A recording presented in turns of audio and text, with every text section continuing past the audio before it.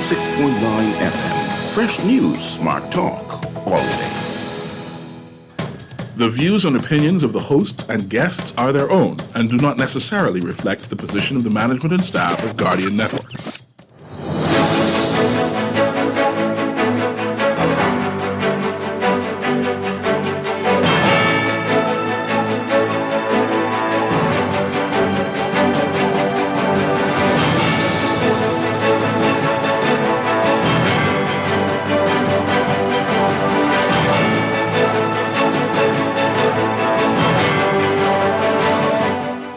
Good morning. Yet another murder in the capital overnight.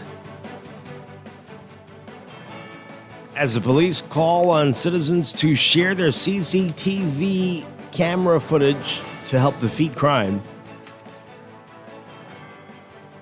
And shanty homes coming down as the government resumes demolition exercises.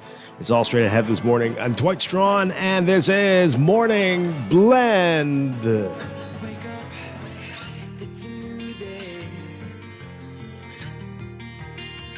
Wake up, it's a new day. It's the start of a new way. Don't you know that it's the start of the end of the old way.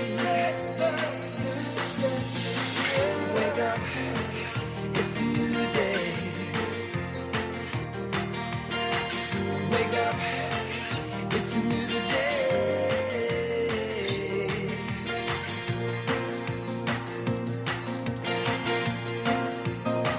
Good morning again, Bahamas. It is Friday, October 4th, 2024. This is Morning Blend on Guardian Radio 96.9. Again, I'm Dwight Strachan. Also this morning, we're going to get a preview of that big Eddie Menace concert that is set for tomorrow. We'll give you all the details. And later in business, we are going to kick off a monthly series here, examining the challenges facing people with disabilities in the country. And we're going to be looking at the events surrounding Blindness Awareness Month, which is this month. That's all ahead. But first, it's time for the overnight, the latest breaking news from while we're sleeping, and the top national and international headlines this morning.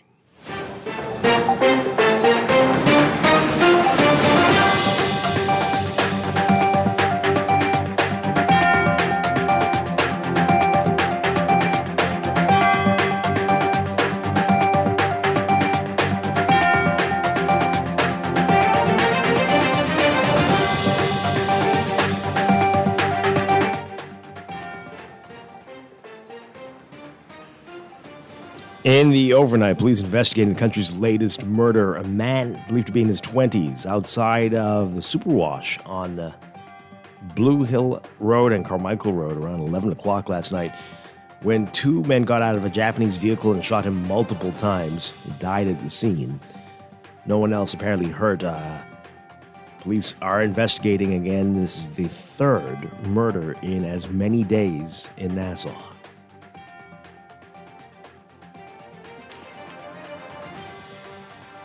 A man accused of, or a judge yesterday, denied bail for a man who allegedly killed a 4-year-old boy while shooting at someone else.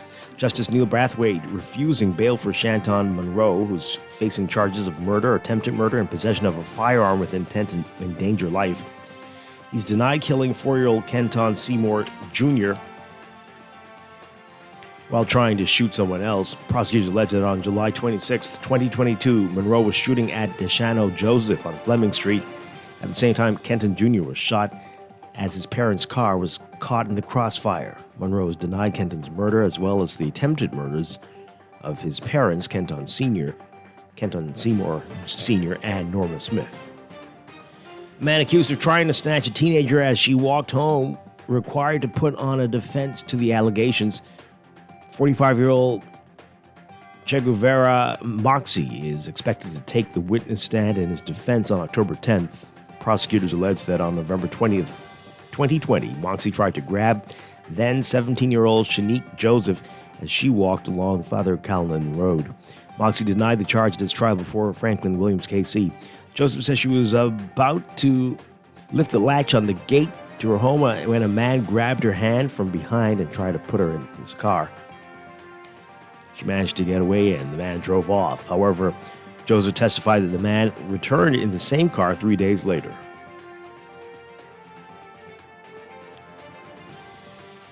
The government starting demolition of illegal structures in the Tiwash shantytown in southern New Providence more than a month after residents were given notice. Deputy Building Control Officer William Smith said about 123 structures in the community off Cowpen Road were slated for demolition as officials began the process of removing doors and windows from the buildings.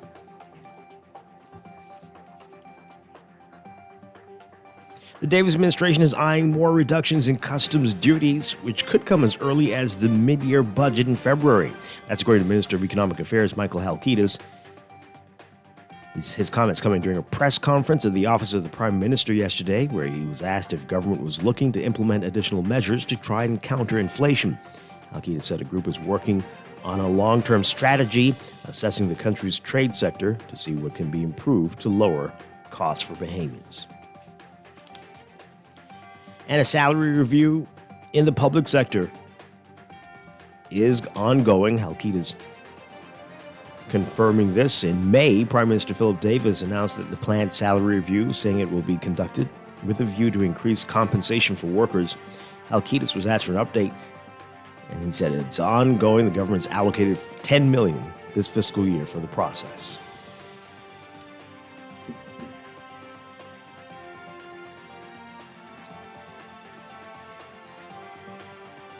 Some good news about that strike with dock workers in the U.S.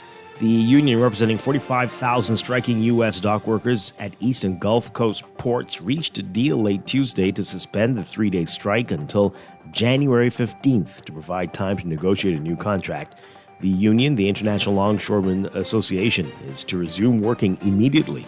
The temporary end to the strike came after the union and the U.S. Maritime Alliance, which represents ports and shipping companies, reached a tentative agreement on wages. The union and ports issuing a statement on this. A person briefed on the agreement said the ports sweetened their wage offer from about 50% over 6 years to 62%. Any wage increase would have to be approved by union members as part of the ratification of a final contract. The union went on strike early Tuesday after its contract expired in a dispute over pay and the automation of tasks at 36 ports stretching from Maine to Texas. The strike came at the peak of the holiday shopping season at the ports, which handle about half of the cargo from ships coming into and out of the United States. The walkout raised the risk of shortages of goods on store shelves if it had lasted more than a few weeks. Most retailers, though, had stocked up or shipped items early in anticipation of the dock workers' strike.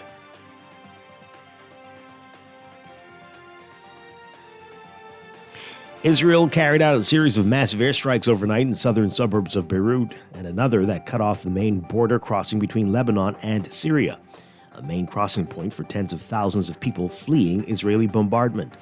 The blast in the Beirut suburbs sent huge plumes of smoke and flames into the night sky and shook buildings miles away from the Lebanese capital. The Israeli military did not immediately comment on what the intended target was. There was no information available on casualties. Lebanon's state-run national news agency reported that there were more than 10 consecutive airstrikes in the area.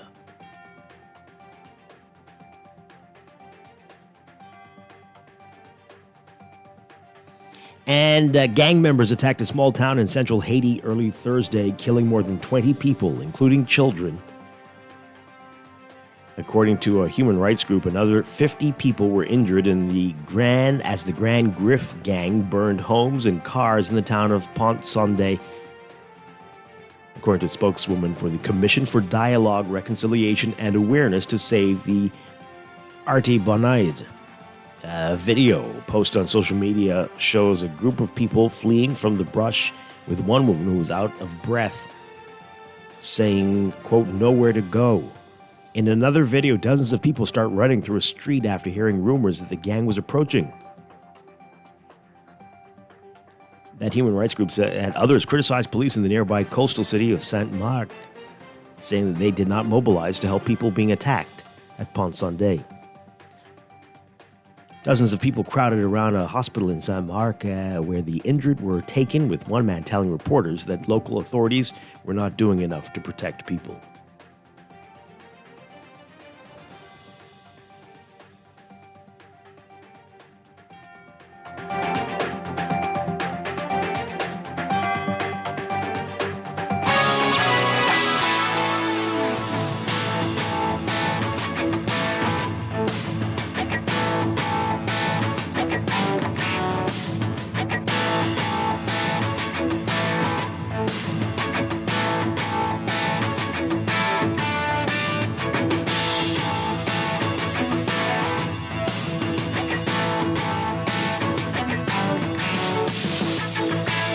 Your first look at sports brought to you by the 6th Caribbean Baseball Cup, coming to Nassau this month. Volleyball season on the horizon. The New Providence Volleyball Association is gearing up for the start of its night league, set to start October 9th at the D.W. Davis Gym. In the women's division, there will be 7 teams. The defending champions Panthers, the Lady Warhawks, the Spikers, the University of the Bahamas Mingos, the Lady Techs, the Set Size Poppers, and the new kids on the block, the Aces.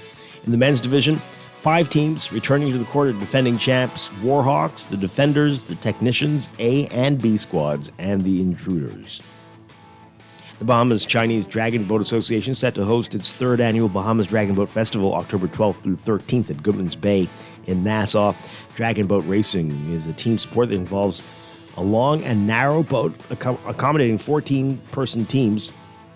Each team consists of 10 paddlers sitting in pairs, a drummer who sets the pace, a helmsperson steering from the stern, and 2 reserve members. The races test speed and synchronization over the distances of 200 meters, 500 meters, and more.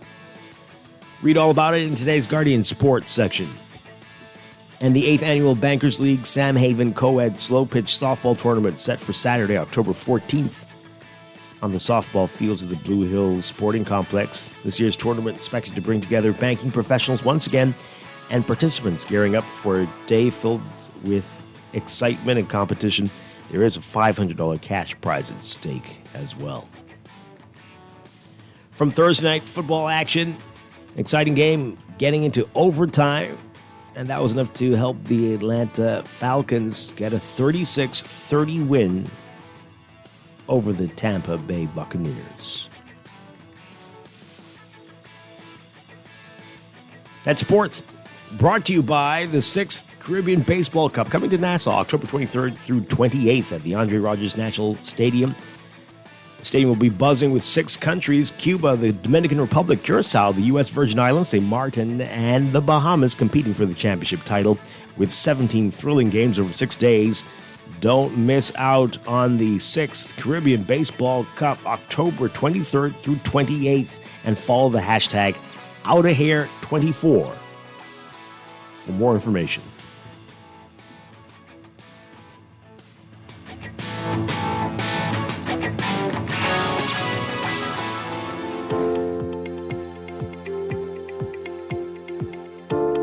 It's time for a check of weather, brought to you by Scotiabank. We've got weak high pressure that will maintain gentle to moderate breezes over the Bahamas, but some spotty late morning to afternoon showers expected throughout the islands. In the Gulf of Mexico, we're watching that low pressure system expected to form and merge with a frontal boundary that will form across the central Bahamas. That's going to increase chances of showers and thunderstorms across the country beginning early next week through to the end of the week.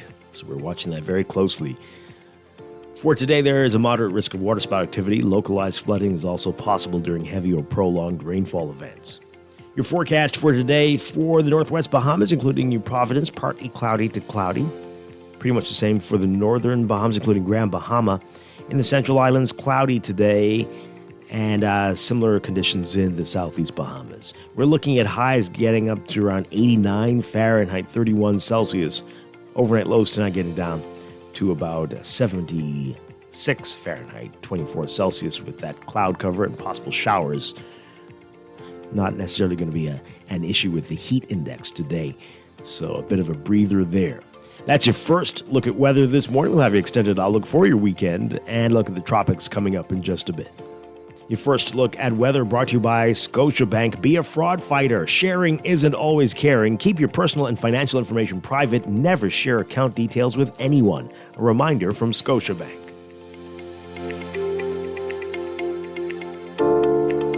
Wake up, it's a new day.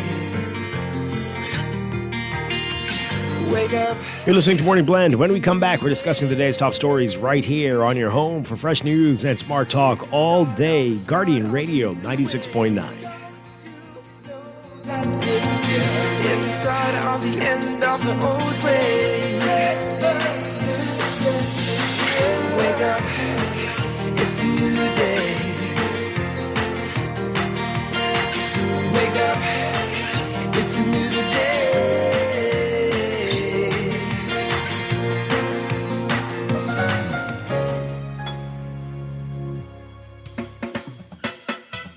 Do you have uncontrollable debt? Are you ready to make that move to Fidelity for a stress-free future?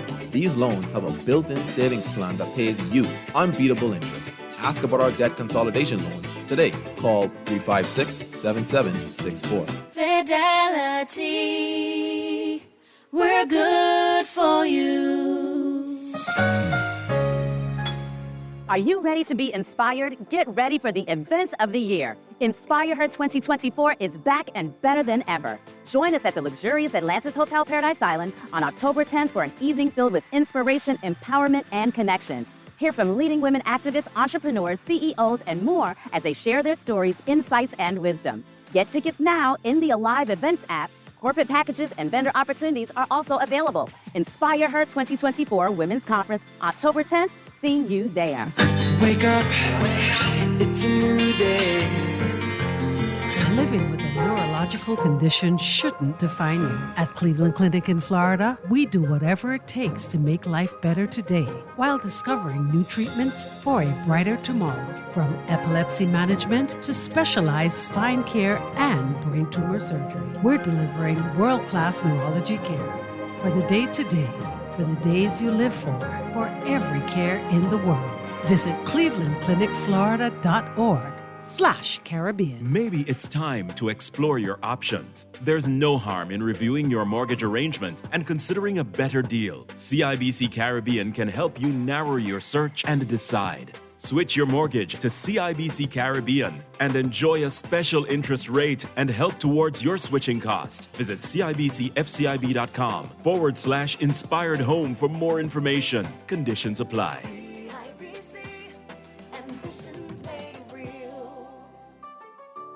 Do you know a fisher who braves the seas every day, bringing home a catch that feeds our communities? Nominate them now for the Anchor Awards, a night dedicated to celebrating the unsung heroes of our waters. On November 16th at the Bahama Resort, we're shining a spotlight on those who make waves, both big and small. Visit the Ministry of Agriculture and Marine Resources Facebook page and click on the link provided to submit your nomination.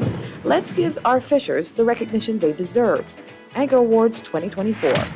Screws and Fasteners World, Balfour Avenue and Palm Beach Street, has those hard-to-find fasteners for you right now. You can find stainless steel regular hex, carriage bolts, galvanized bolts, threaded rods, nails, self-tap screws, sex bolts, anchor bolts, turnbuckles, masonry tools, hand tools, and weed whacker strings. Check out the rope selection and car body fasteners, too. Special orders are welcome.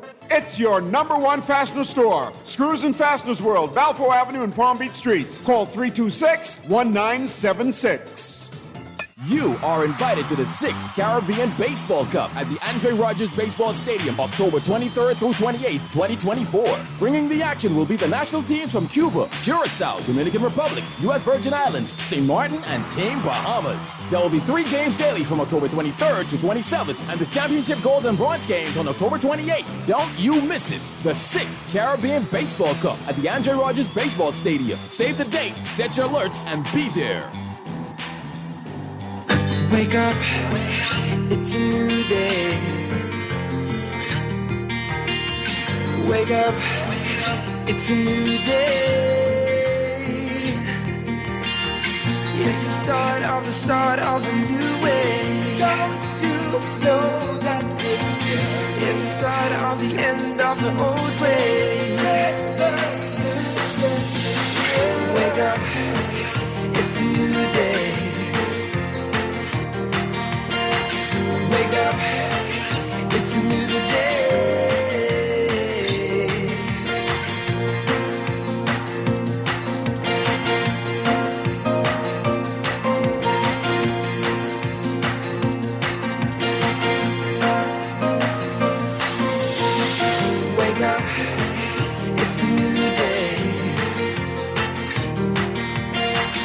Wake up, it's a new day.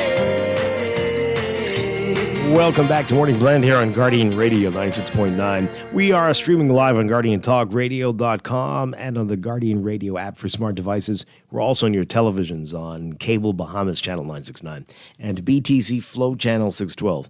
You can tweet us at Morning Blend 969 or Facebook.com/Morning Blend 969. Text us on the Guardian Radio text line powered by BTC 422-4796. Standard text rate supply. Once again, I'm Dwight Strachan. We've got a lot to talk about this morning. Coming up, we're going to get details about the big concert. We've been telling you about this for weeks now, but it's here, finally, the Eddie Minnis in concert at the Nassau Cruise Port event tomorrow. Everything you need to know. If you haven't gotten your tickets yet, got all the details. Looking forward to telling you more about that in our 8 o'clock hour. Then in our 9 o'clock business hour, we're going to kick off a new series here every first Friday on Morning Blend or Morning Blend Business. We're going to be talking about issues facing people with disabilities in the country. And it's Blindness Awareness Month this month. And so we're going to tell you about all the events planned and some of the challenges facing people with visual impairments here in this country. So that's all ahead. But right now, let's talk about what else is in the news.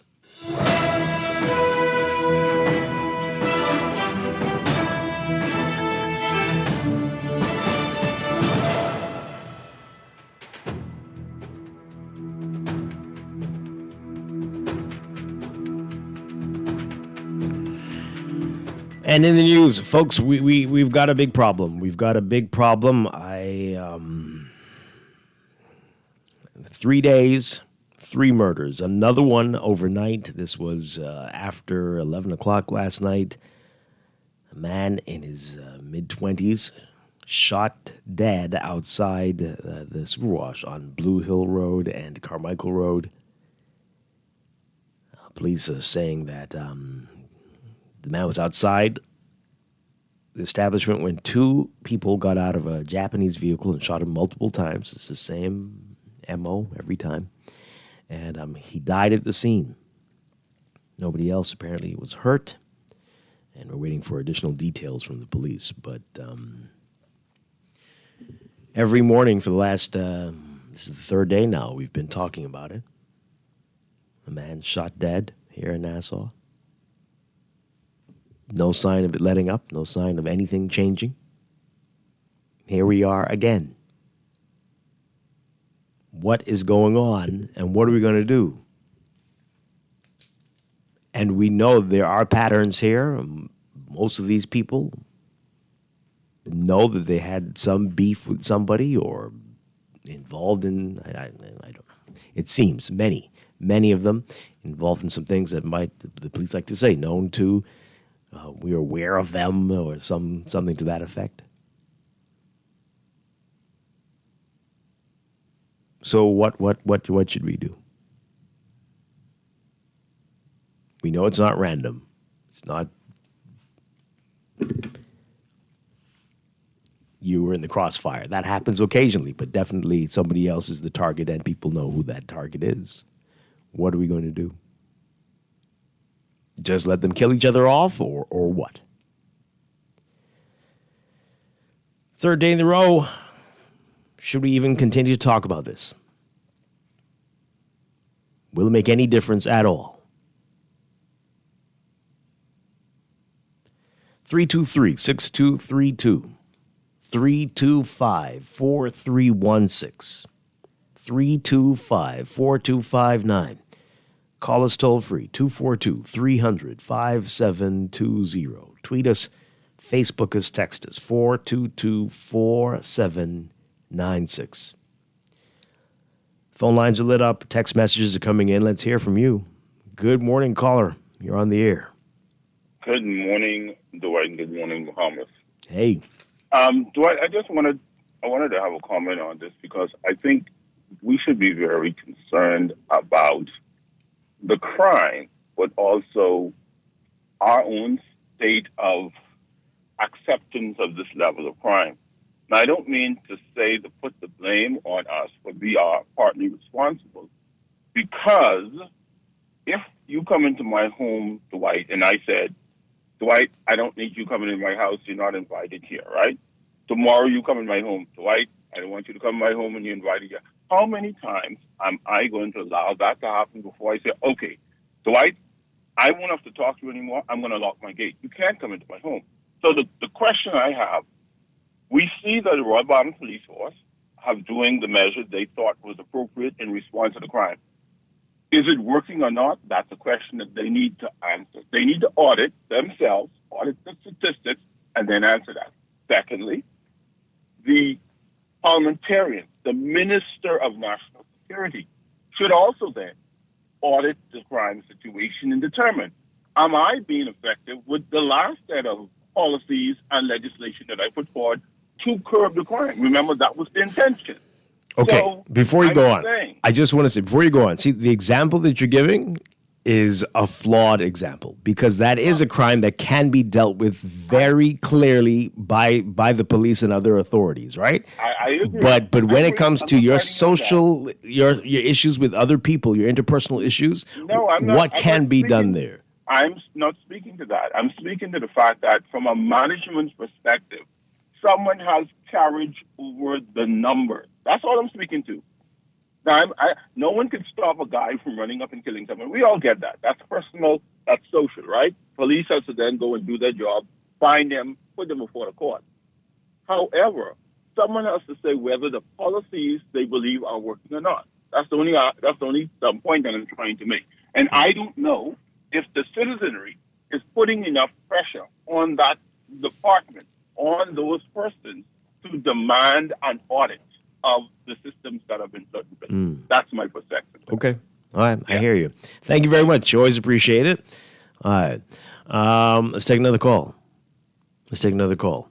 And I do want to get back to that in a bit to explore what he's saying, like, and what form should that take in critically evaluating what the authorities are doing and where we would go after that. Caller, what say you? Morning, Dwight. How are you? Doing well. Dwight, it's no secret that no government can stop murders, none, simply because no one knows the mind of an individual. But one of the things that I think that we can do to curb murders is we realize, just by listening to the statistics, listening to the numbers, we realize that a lot of the persons that are committing murders are persons that are already on bail for murders. Why don't they just increase the bail so ridiculously high until these persons can't afford it? Which means that they won't be on the street. They'll be stuck in prison because they can't afford the bail amount. All right, so we've talked to the lawyers about that. They have answers for that. The judicial system will explain to you. That's unconstitutional. You cannot have someone's bail be something that they can't afford. Well, you know what? In some cases, I think we need to step aside civil liberty, because this is ridiculous. Are we just going to allow these people out on the street to continue their carnage and talk about Constitution? I mean, why is it only the Constitution only takes place when it's something that benefits something bad? And, I see our Constitution being trampled over daily. So, what's the difference here? See, here the challenge that lawyers will also say is that, yes, probably most of these people are guilty, but a lot of people probably aren't guilty. And so you don't know. You don't know if this person is the innocent one or if they were framed, if the police have a beef with them, right? That kind of thing. So you can't step on everybody's civil rights because we are so frustrated. I get where you're coming from. And the other day, when Fred Mitchell said, what else does the opposition expect for us to do? At first, I was kind of pissed off at him saying that, but when I thought about it, he's right. What else can they do? I mean, no one knows an individual's heart. No one, and you got to be a real evil person if murder is the first thing on your mind in the morning. I'm talking about those early morning murders that we always see at times. It's really ridiculous. We got a lot of evil people around. We have a lot of evil people around. Unfortunately, we do. And I can't even point finger at the government because this is not the government's fault. It's, listen to me when I say this and listen carefully. The current state of the ghetto, of the inner city, is because of mothers. And when I say that, what I mean is, you have mothers who have bad children, but every time they go to court, they're in front of the court as, oh, not my good child. You have mothers who, your son isn't working, but he's bringing in TV and furniture and all kind of expensive things, and you don't question where is he getting it from. But, you're not working I have this thing with my kids. If my daughter bring home a pencil that she didn't take out of my house, when she brings it home, I want to know where you got it from. I didn't buy it for you, so where did you get it from? You have to question these things. Mothers who benefiting from crime, they sit there and they laugh and have a good time until it reaches their doorstep. And like this, we just not going to have any change. I'm sorry to say it, but I don't see the government can't do nothing about it. Mothers won't do anything about it. Fathers, they're to blame as well because they need to be in their son's life. We're just in one big conundrum right now. That's all I can see going on. Yeah. Okay. I hear you. Thank you very much. Okay. Appreciate it. Well, let's see. Parents. Mother. Yeah. Well, boy. Let's take another call. Good morning, caller. You are on the air. Hey, good morning, Dwight. Hi. Good morning. Yeah, you by yourself? I am. Yeah, Dwight. I don't agree. Respectfully, I don't agree with the caller when he said, but because blaming parents, right, in the society and for things that happen in society is easy. That's a cop-out. No. It's not. It's not. Right. It's not. They've planted the seed, or they didn't water the seeds. I'm telling you now, it's maybe even 50% of the issue. Yes. There are some blame for them, right? Right. It isn't like there isn't any blame for them, right? But see, after you come out of the home, after the home has messed up, Dwight, right, and walk into the street, right. That is no longer the home's problem. The home is a part of the problem, but now it's in the street. And there's somebody else responsible for the street and not the home. See, because the people in the street, they don't want to take no responsibility for the home, but then they want the home to be responsible for the street, Dwight. And at the end of the day, right, the home does not govern the street, right? We have individuals responsible for governing our street. Why can't our House of Assembly go and make laws, Dwight? Right? We didn't make no laws to turn the mindset of the Bahamian people from 1945. All right, so we've been talking about this all week, and you've said the same thing all week. But give me a couple of the laws you think need to be made right now that could turn things around. Some of the laws right now, right? All right, we could start with the home, right? Right? If your child is convicted and proven to be guilty for capital punishment or capital crimes like murder, rape, and armed robbery and all them type of gross type of situation, then you and that child is still under your roof and guidance. You're supposed to take some of you take part of that whatever the punishment for that child. Part is for you, and see, and then that gives more parents that give them something to think about. And then when we go to the street, right? Because you didn't break the parents' rule, you ain't bothering with that, right? You going on the street, right? You pick up your guns, you buy your guns, whatever it is, right? Well, if you want a gun, right now we could do that today, right? You get 10 years just for having a gun. So for the fellow who walking around with a gun to his waist, he ain't shooting nobody, walking around with 10 years in his waist. Right, and that even in the bullets would yet, Dwight.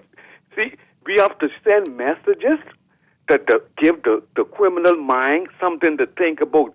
Right now, all they saying, Dwight, is like, hey, but I could do an 18 months for you, but and I back on the street. They put with ankle bracelets on me to get my bill. Everything in this country when it relates to crime. The criminals are being protected, and they don't have nothing to worry about. It appears that the lawyers in this country, the criminal ones, right, they look for ways to keep the crime going. Just like a person who wants a flat tire company, right? They want Dwight, please. We need a paradigm shift when it relates to our law, because the laws is. The people ain't afraid of the law, so they're willing to do anything. That's all I have to say. Thank you very much. Appreciate it. All right. I agree with you. I said this yesterday. I say you got to sweat the small stuff. We've been talking about that for at least 3 decades. Do not allow people to jaywalk. I'm telling you. Run a light, turn into wherever they're going the wrong way. We're going to talk about CCTV in a bit. Crack down on this stuff. The little things, People will be very scared to do anything bigger than that. Would we allow anything to happen? Anything to happen. Nobody says anything. No helmets, no seatbelts, talking on the phone, driving on the sidewalk, driving the opposite direction. Nothing. Nothing. I mean, you have to like roll over a police officer's foot to get a ticket. Maybe. So if the perception of lawlessness, people will try to get away with anything, unfortunately, if there are no consequences. So that is where the government comes in. For some reason, we're very lax about these minor offenses. I don't understand it. It's like, we don't have time for this. We got bigger fish to fry. Okay. We got a lot of fish now. Good morning, caller. You're on the air. Yes, good morning, Dwight. Hi. How are you, sir? Doing well. Dwight, in January of this year, when we had that spree of murders, I said, Dwight, we will have many reruns of this. And so said, so done. Dwight, this government isn't doing a Christ thing. What has the government done? According to the Minister of Foreign Affairs, we shouldn't even be speaking on this. We should be hearing from the Minister of National Security that the government is doing all that it can. Well, remember now, he was in the House. It was all of our elected officials get to speak on these things. He's not the chief. We want to hear from the leader. We want to hear from the chief. What are you? We are paying him. We are paying Fred to fly all over the place. We are paying Wayne Monroe for security, and we are not getting it. We are not getting it. The government hasn't done a Christ thing. Okay? They passed the anti-so-called gang law twice. Has anybody ever been arrested and taken to the court? Nobody, and according to the police, they know who these gang members are, and they know who they are. So, all we do is just wasting time going to court, passing these laws. We are a country, a bunch of laws, but no order. No order. We probably need to have the movie Law and Order, because we have laws, right? But we have no order in this country. Everybody doing whatever they want. You said yesterday how the people just, who on the road, they jump in the front of you, they do whatever they, because we don't have no order in this country, man. And the government is responsible for ordering this country. The AG, this is another waste. He's another waste. He said that we will move for stiffer penalties for the possession of illegal firearms. So far, Dwight, nothing has been done. What are we paying these people for? What are we paying all of these millions of dollars for every year for these? They said that we are going to make it better. We have the answers. And right now, it's, the National Security Minister, another waste. Yeah, I think you said that I already. blame the Prime Minister for that, because he serves at the pleasure of the Prime Minister. So the Prime Minister thinks that he is okay, that he is doing a good job. Dwight, if you have a company and the CEO is not performing, you're not going to keep him, because Dwight, I'm sure the Guardian say Dwight ain't performing, they can find somebody else. They can try somebody else. But Don't put any ideas in their head. Thank you very much, caller. But, again, cabinet's a little different. So if you think that one is failing, I mean, you put somebody else. Is it really how that works? So the personality is going to just transform the whole thing? It's a collective responsibility. So everyone is failing, if that's how you feel. But I hear you. You're very disappointed. Very disappointed. A couple more calls. Good morning. You're on the air. Hi, good morning. Let's take the other line. Good morning, you're on the air. Good morning, Dwight. How are you? Doing well. And to the nation. Dwight. You're a little muffled today. You're a little muffled. I don't know why you're muffled. Can you hear me? Hi, can you hear me? You are muffled. We can barely make out what you're saying. Okay. Can you hear me? That's can you hear much me now? better, much better, yeah. Okay. Yeah, I was saying the problem is we're looking in the wrong direction when it comes down to these murders and stuff, these brazen murders that is happening. in our country. And, you know, we're thinking this is not Bahamian. This is not how Bahamians live. This is not how Bahamians function, all right? This thing is tied to international borders and stuff like that because you have young guys. Everybody wants a nice house. Everybody wants a nice cars and the plenty money and the living the righteous life and everything. You know, so these guys, this is tied to drug dealing. This is tied to gun trafficking. These murders are tied to people, Bahamians who are taking these people's stuff, and then when they cannot pay for what it is that they're supposed to pay for, then the consequences is death. You know, Bahamians don't go around killing Bahamians like that. I mean, I understand that, yes, we have challenges in the Bahamas, but this is not a Bahamian thing, Dwight. This is tied to international. You have guys that flies in here. We need to now, Dwight, start looking at who is coming into our country for 1 and 2 days. You know, who's coming in, flying back out. We need to start checking our airports out. We need to start checking our ports in, where these boats are coming in for a day or two. And then we can find out who is coming in and killing our young Bahamian brothers and stuff. You know, and these guys need to understand, when you want that fast life, when you want that quick money to buy these houses and these cars and to live this big upper class life and everything, there's consequences to that. All right? And is your life worth it? You have some family members who knows what's going on. They know what is going on, but Dwight, they refuse to talk about it because guess what? Most of them are benefiting from it. Yeah, okay, I lost a family member, but guess what? I have $150,000. I have $2 million. I have whatever, all right? But I lost a family member for it. And we need to stop this nonsense. We cannot be losing our family members, our brothers and sisters, over drug trafficking and gun trafficking and all of these things. I think it is wrong. The government needs to start focusing on another direction when it comes down to all of these murders and stuff. This is not just Bahamians waking up every morning or going to bed every night saying, I'm going to kill somebody tomorrow. This is not about that, okay? This is about drug trafficking, gun trafficking, and illegal activities. Okay. Thank you very much. And now what then? Okay. So yeah, live by the sword, die by the sword. So this is what are we going to do? This is the life you want. Live it till you burn out and are extinguished. Because I think everybody knows that it ain't easy being a drug dealer. Plenty have come and gone, but you think you make it to 100. I mean, so what do you do? I mean, you're a big grown adult and you want to be stupid.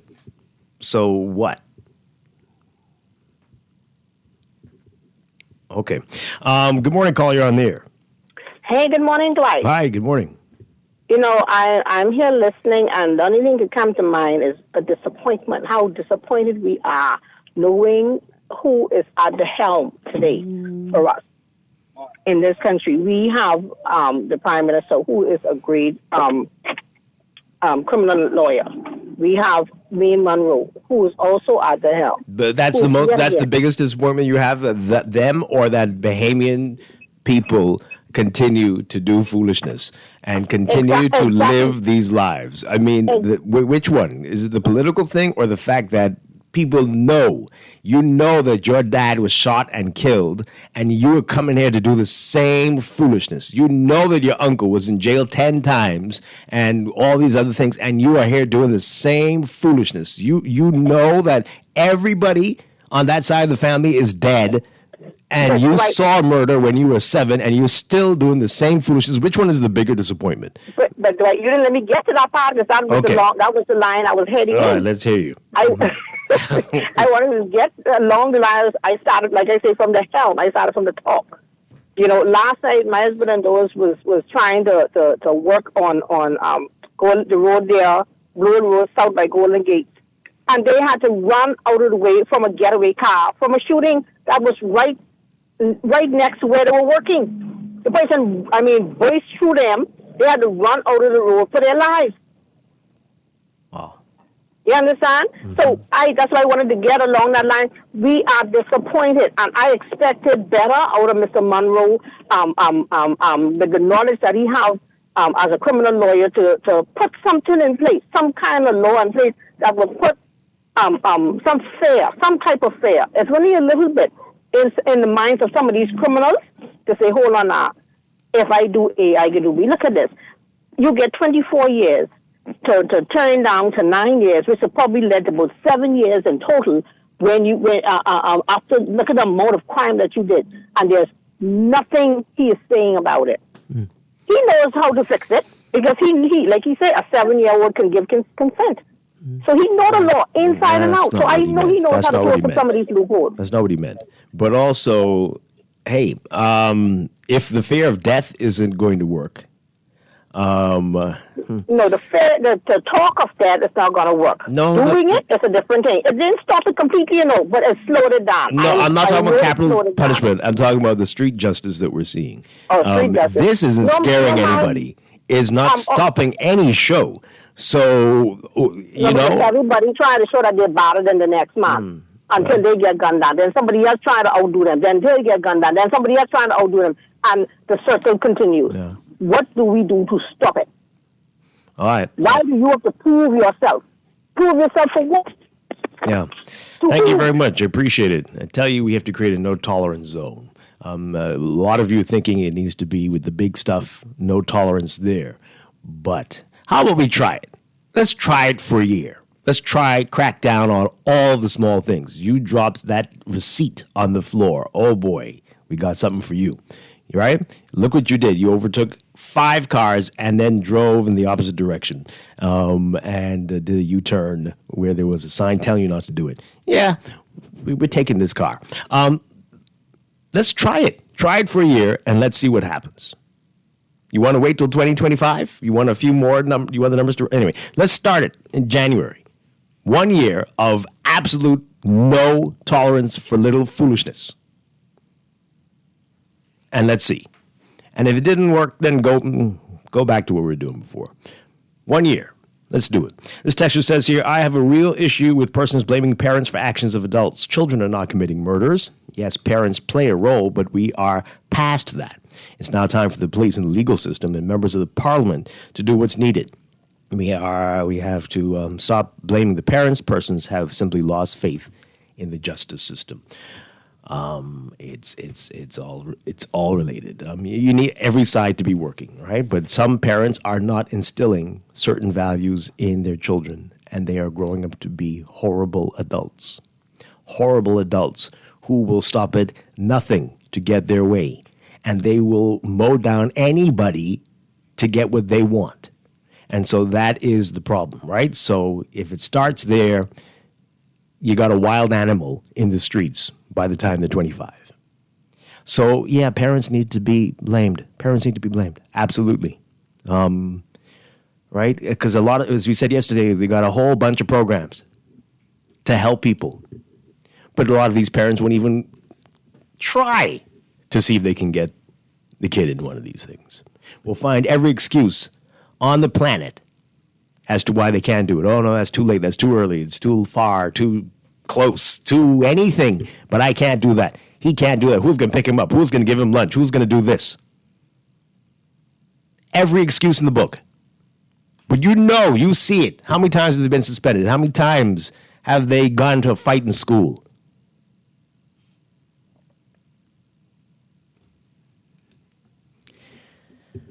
Ask these guys. Ask them in prison. What were you like in school? You were an A student? Yeah, right. Not one. Maybe one. But they were suspended. They were at this program because they got into big problems and it just spiraled out of control. Do a survey. And ask them about the relationship with their parents. I'm sure there will be a pattern. Caller, you're on the air.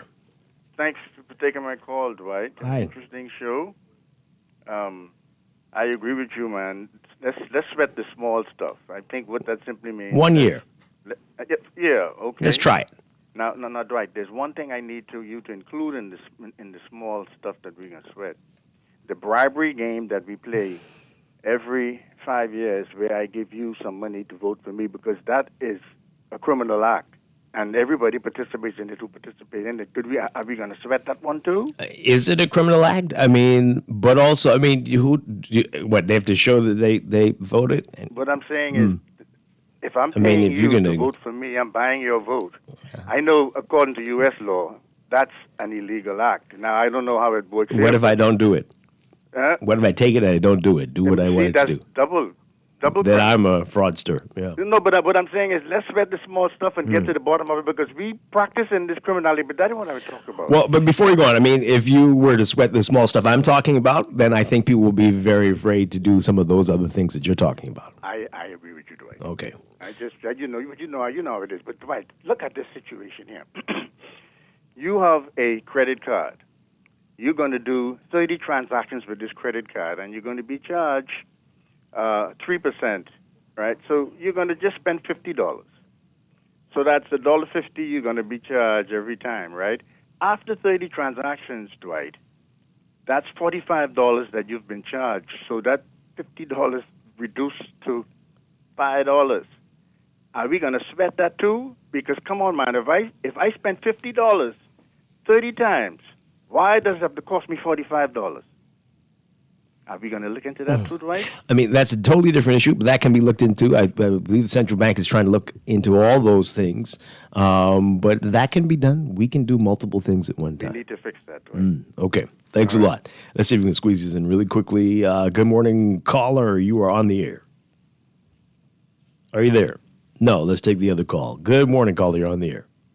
Hi, good morning. No? Okay, call us back. 323-6232.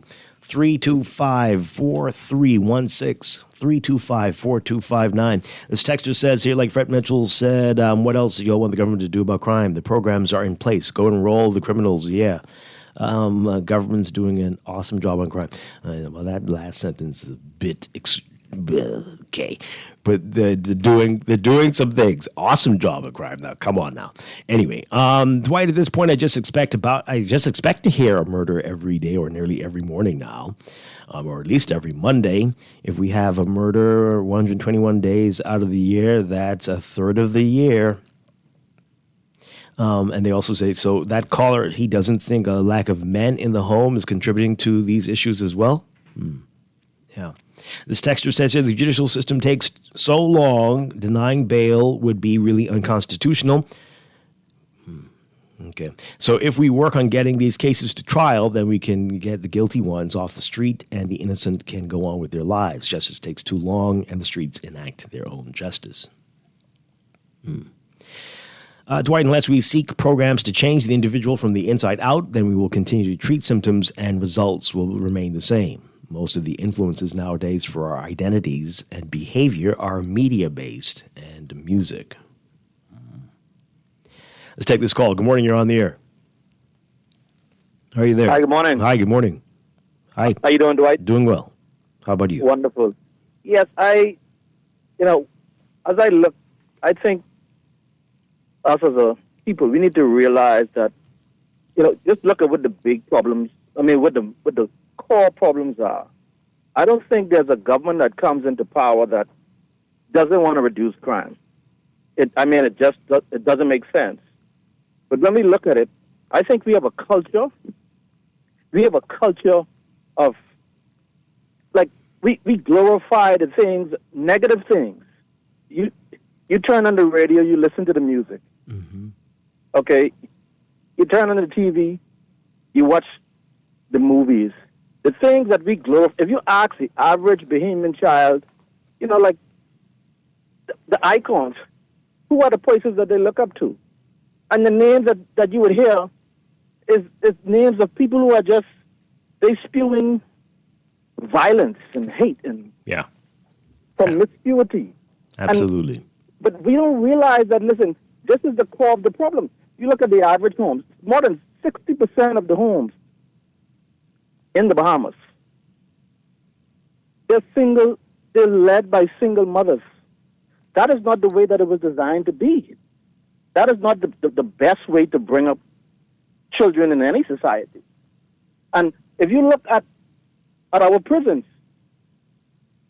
and more than 80% of the people in the prisons come from homes with single parents. And that is a common denominator. We have to get back to things that are right, things that are good. We look into society. I mean, people glorify things. You listen to rappers sing about flipping birds and selling keys and making money, and everybody's singing along. Yep, little babies. Headshot this and that. It's just ridiculous. I've seen parents with their little toddlers dancing to it and singing the lyrics. I mean, this kid barely can say his name, but he knows all the lyrics to that same type of song that you're talking about. Yep, everyone thinks that's cute. And the thing is, that is what, listen, we have to get to the root. We have to get to the core of the problem. We have to change. We have to begin to change our culture, the things that we think.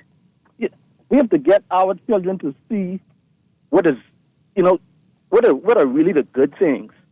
I'm an individual. I've came born and raised, okay? A part of my life, I was a gangster. I used to do this, all the things that people scream about today.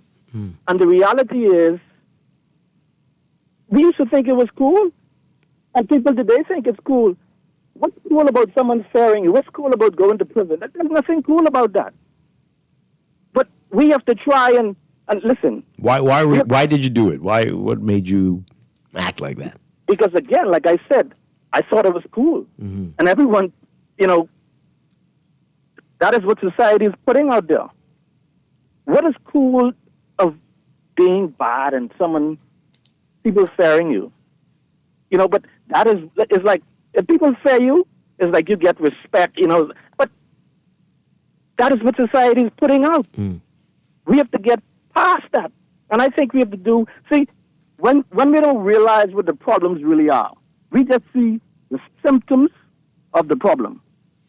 And so we're trying to treat the symptom when the core problem is still there. So we have to try and educate our people and get them to believe, to see, and understand what the facts really are. Yeah. I had a lot of friends, a lot of people who I know that lost their lives. And when you look at it, it was just for naught. Yeah. It was for nothing. We got to go to the news. I really appreciate you sharing your story. We need people like you to talk more, right? It isn't worth it. This fast life, this excitement, you see what happens, people dropping like flies. And will they be remembered 2, 3, 4 years from now? We got to go to the news. This is Morning Blend on Guardian Radio 96.9. Stay with us. Shout, cry, crawling. Cut your sermon short, real quick saving, 'cause you could preach about heaven. This is Guardian Radio 96.9 FM, Nassau, Bahamas.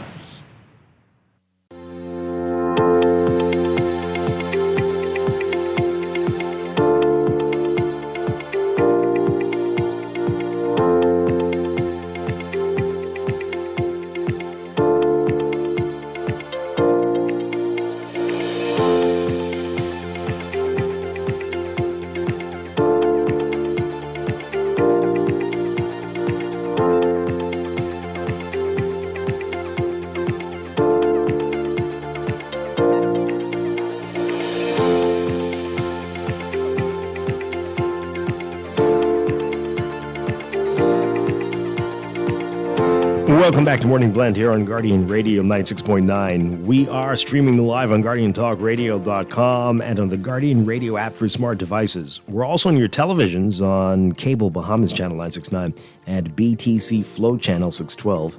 You can tweet us at MorningBlend969 or Facebook.com/MorningBlend969. Text us on the Guardian Radio text line powered by BTC 422-4796. Standard text rate supply. And now at 8:20, it's time for another check of your weather for today, brought to you by Sherwin-Williams Paints. Sherwin-Williams Paints got you covered for all your painting and equipment needs. Visit Sherwin-Williams Paints online or in-store today. So here's what's happening. We've got weak high pressure ridging that will continue across the Bahamas through the next couple of days.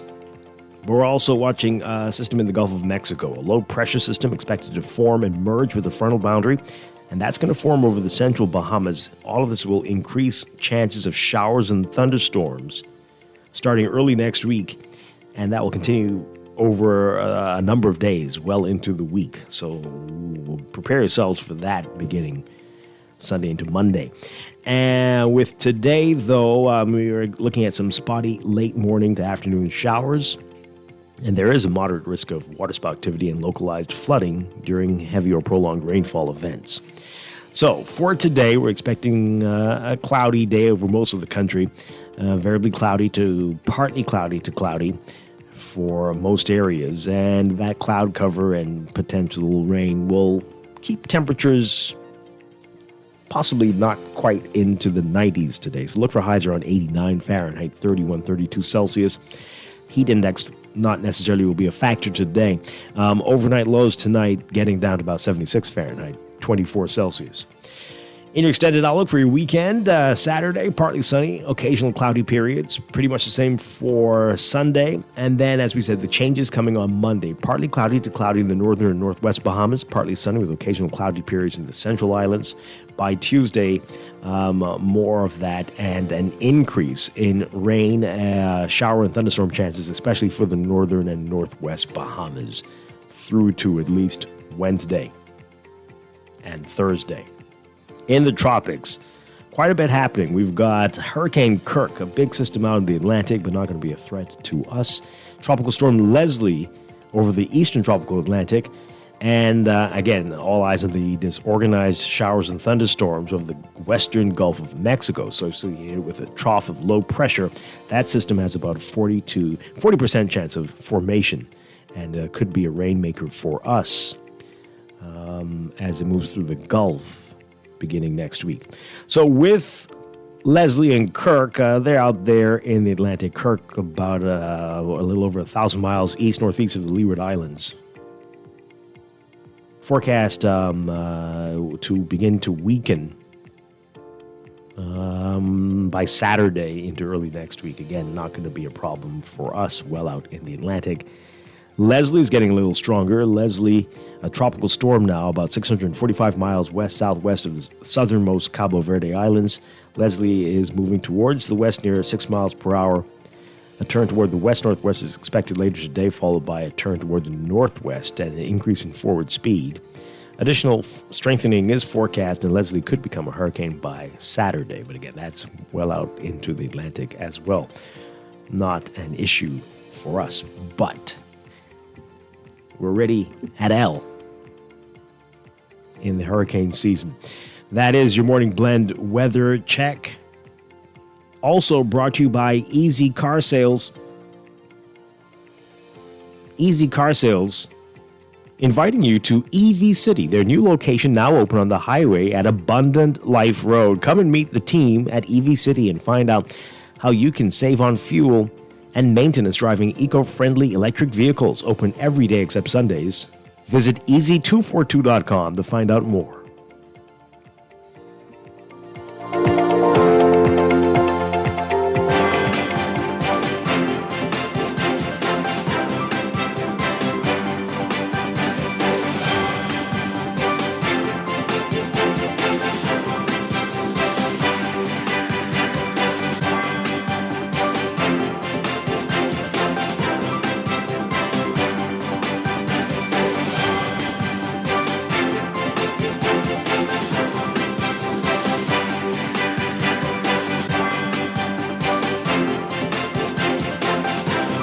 And it's time for a check of traffic brought to you by RBC. Find your loan solution with RBC. In your real-time traffic, lots of issues out there, folks. Lots of headaches as well. We've got Milo Butler Highway. Heavy traffic as usual from Fire Trail straight up to Tonic Williams Darling Highway. Slow-moving traffic backed up along Tonic Williams Darling Highway as well, westbound to that roundabout.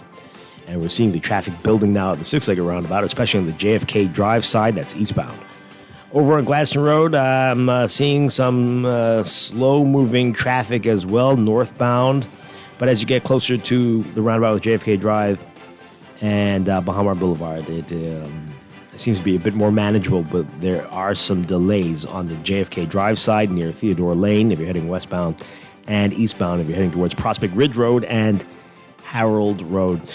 West Bay Street looking busy for you near Saunders Beach and the New Providence Highway. Eastbound traffic there and exiting that area heading towards Arawak Key. Also slow-moving traffic. And especially as you get closer to downtown near Nassau Street, really not looking pretty there. Eastern Road is busy for you just east of Fox Hill to Johnson Road if you're heading westbound. And Prince Charles Drive, the major intersections, including Beatrice Avenue and Soldier Road into Robinson Road. Slow-moving traffic northbound on both Soldier Road and Marathon Road, especially Wolf Road near Marathon and west of Mackey Street. Also seeing some slow-moving traffic. Those are your hot spots. That's your real-time traffic and your Morning Blend traffic alert brought to you by RBC. Start a conversation at rbc.com/loan/all of you.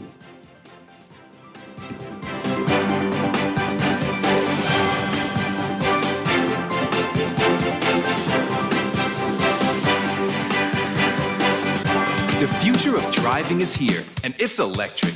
Welcome to EV City, Easy Car Sales' new home for electric vehicles. Whether you want an affordable model or a luxury ride, EV City has the perfect electric car for you. Don't just take our word for it. Come test drive the power, the smoothness, and the savings. You'll love electric after just one ride. Cut your driving costs in half and say goodbye to gas stations for good. Visit EV City on the highway through the Solomon Service Road and drive into the future today. At Wendy's, we are different. We don't just use beef. It's fresh, never frozen. Our burgers are square because we never cut corners. Served hot off the grill with fresh lettuce, tomatoes, onions, and American cheese. We believe in fast food done right. Always serving fresh, never frozen beef. Order a hot, juicy Dave single, double, or triple. Made with fresh, never frozen beef. Now only at Wendy's. Different inside and out. Your health just got brighter with Lamp Insured. Sign up for Doctors Hospital's Lamp Insurance Supplement Plan and enjoy copay waivers and complete access with no upfront ER or inpatient collections. Only $30 per month. Visit doctorshosp.com/lamp to sign up or contact 242-822-1009. That's 242-822-1009. Your journey to affordable and worry-free healthcare begins now. Maybe it's time to explore your options. There's no harm in reviewing your mortgage arrangement and considering a better deal. CIBC Caribbean can help you narrow your search and decide. Switch your mortgage to CIBC Caribbean and enjoy a special interest rate and help towards your switching cost. Visit CIBCFCIB.com/inspired home for more information. Conditions apply.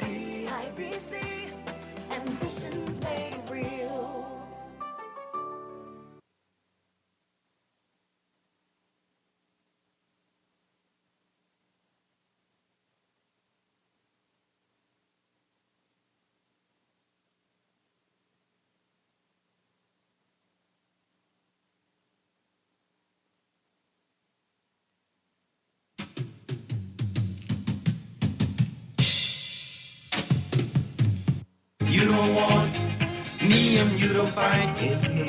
Straighten up and fly right. Oh, I am getting out of here tonight.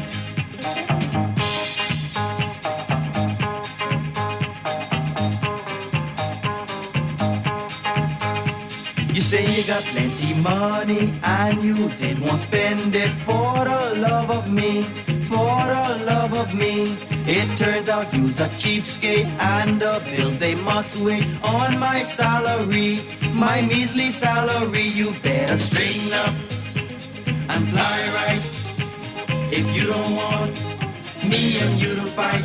We are back with Morning Blend on Guardian Radio 96.9. Dwight Strong with you on this Friday morning. We're playing 80-minute songs all morning long. And in a few minutes, the legend will be with us as we get ready to talk about the big concert planned for tomorrow. That's just coming up in a few minutes. We just want to wrap up what we were talking about before the break. Getting a lot of your messages about this crisis that we are in with crime. And yeah, it is definitely time for us to straighten up and fly right here, Bahamas. All right, so let's get into it. You can get your final few calls in 323-6232, 325-4316, 325-4259. Toll free, 242-300-5720. Tweet us, Facebook us, text us, 422-4796. So I've been saying we need to sweat the small stuff, really crack down on all the little things, right? And I think that will go a long way.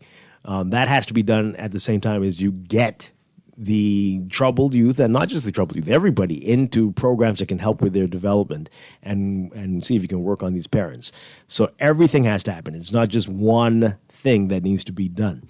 But definitely we have chaos on the streets and people think they can get away with anything.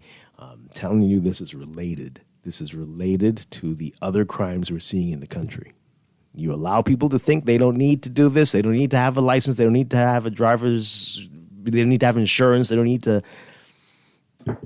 They could take whatever they want off somebody else's car, and there'll be no consequences for it. Right? You allow that to continue for years, and people will try something bigger, and bigger, and bigger. And then they'll get a gun, and then they will rob you, and then they will shoot you, and then they don't have any consequences of that. They'll do anything after that. And that is definitely happening here. But anyway, so I get people messaging me about chaos on the streets this morning, and really selfish drivers who are doing whatever they want to get where they need to be.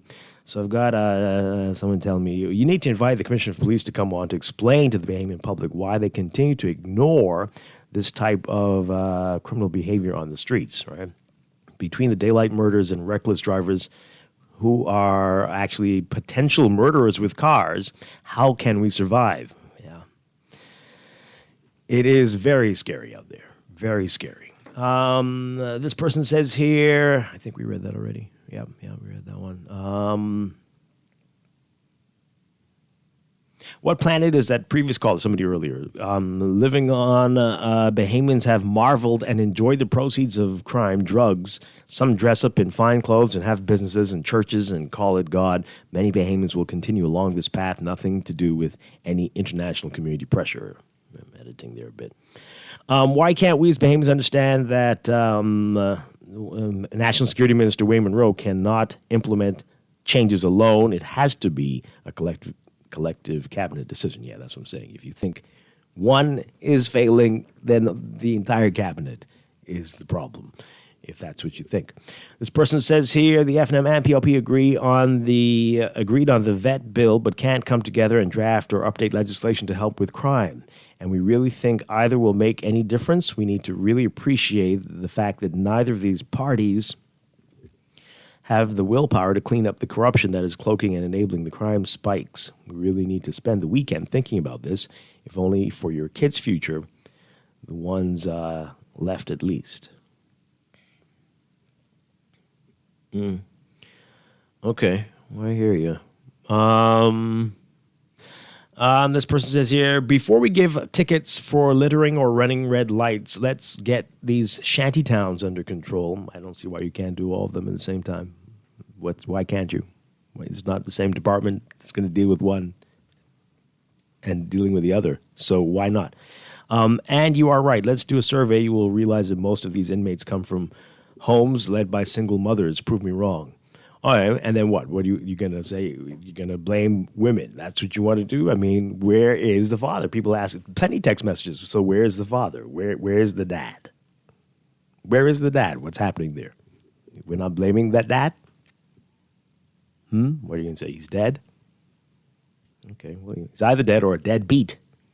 But, Good morning, caller. You're on the air. Yes, good morning, Mr. Strachan. Hi, good morning. Yeah, I called you. I don't know. It was a bad connection earlier. Yeah, there was a text who had texted you a few days ago, and they made a statement that when you overcrowd a place and you have rations, etc., and they talk about behavior and the deviant behavior, they run a whole chronology. I like to thank that text, though. So what happens now is we are in a hurly-burly, and we're pointing the fingers at one another, single mothers, many others, right? And even the ghetto youths, them. But I have to stand with the ghetto youths because with years of neglect, and so, back in the day, fellow who called earlier, people used to sell a little weed and thing. That was this violent, you just go get your weed and everything was normal from the Ras to them and ray. But now you have deculturized the place with unabated migration. You're not policing the shanty towns, et cetera, et cetera. Word on the streets is they're not policing the shanty towns, and so everybody knows a certain area. Like I send you a text, and you didn't read it, so but everything goes right. What I'm saying is, the police don't police the shanty towns, and so criminals know that. So this is where they hide. So what I'm saying is, just tit for tat. The gentleman ran over the international. I mean, it's bigger than that. You know, it's multifaceted. So what you have is a tit for tat situation, which is basically gang related, and so the gangs have infiltrated every tentacle in our society, but we sit by and play foolish. You see. And so we have entities that have run away with themselves. Take, for instance, right? All the pressure's down on the ghetto youth for passing a half bike, and I don't know if they're shooting one another over franchise for the herb shop them. Maybe so, but there's other little things you do. The more guns the youth have, then the more guns, because what happens is, it's a trend, like, it's just like violence begot violence, Dwight. It's nothing scientific here. So you have incidents in which millions of dollars worth of contraband were found on the runways in various islands in the pitch of night where no one lives, basically. So I'm supposed to be naive and conceive that the Colombian park a plane with stuff in package on the runway, and he hasn't spoken with anybody. But you didn't hear anything about these cases, Dwight. So I don't hear nothing about no drug dealing, because people who you see today in society are big things. They know what they did. So we are being allowed to run away with ourselves. I don't know who people are lionizing, but what I'm saying is, you ever hear, I didn't hear any of these cases come to court, you know, Dwight. These are things you have to look at. So the small man on the street who's here in Comey can always be the one to be the scoundrel. But what about from the 70s and the 80s and the book, all the information in the book called The Cocaine Wars? You see, we are a nation of hypocrites. And when high society people get caught up in it, you don't hear anything about it. But the scoundrel on the street, to you, is the problem. But yet still, you haven't heard any adjudication about any of those plane loads of contraband. So, I mean, you know, cars riding around with G50 tints, cars don't have license plate on it. They don't access phone records. Like I saw the other day with demonstration in New York. They confiscated computers and phone records and phones, right? Yeah. So the statement from Mr. Mitchell, who's supposed to be very intelligent, right, saying that the government can't do anything, is really BS for me, because No, he didn't say I that. don't know how street smart He is. didn't say that. He's asking what more can we do, Yeah, but I hear trying government everything. introducing totalitarian measures. That has nothing to do with fighting crime. You have a whole type of different measures to fight. What is crime? That's what we have to ask ourselves, right? Okay. Crime is what they say it is, and who commits the crime is who they say it is. Because in order for certain crime to be revealed, certain people will need who will give people witness protection program against the police. There was a police officer who put something on his face. What's up? He's in the States now saying this and that. Everything is being discredited, and the police force, they want to induce integrity on us, but they don't want to uphold it for themselves. Okay, very interesting points. Thank you so much. Wow. All right, let's take this call, final call, and then we have a few more messages, and then we got to take a break. Good morning, caller. You're on the air. Good morning, Dwight. Sorry to call back, man, but I had to call back. Dwight, listen, in all honesty, Mrs. Skippings and you, we have to stop blaming parents, man. I never hear no foreign news blame parents unless the child is under the age of, it's a minor. Mr. Cartwright said in the House of Assembly that When people say that, you mean that people have been raised poorly, right? You've been raised without any values. You've been raised. We're cranking out horrible people. That's what we're saying. But you see, Dwight, listen to this. Miami has a population, according to the University of Google, about 450,000 people, right? According to Mr. Cartwright, their homicide was 30.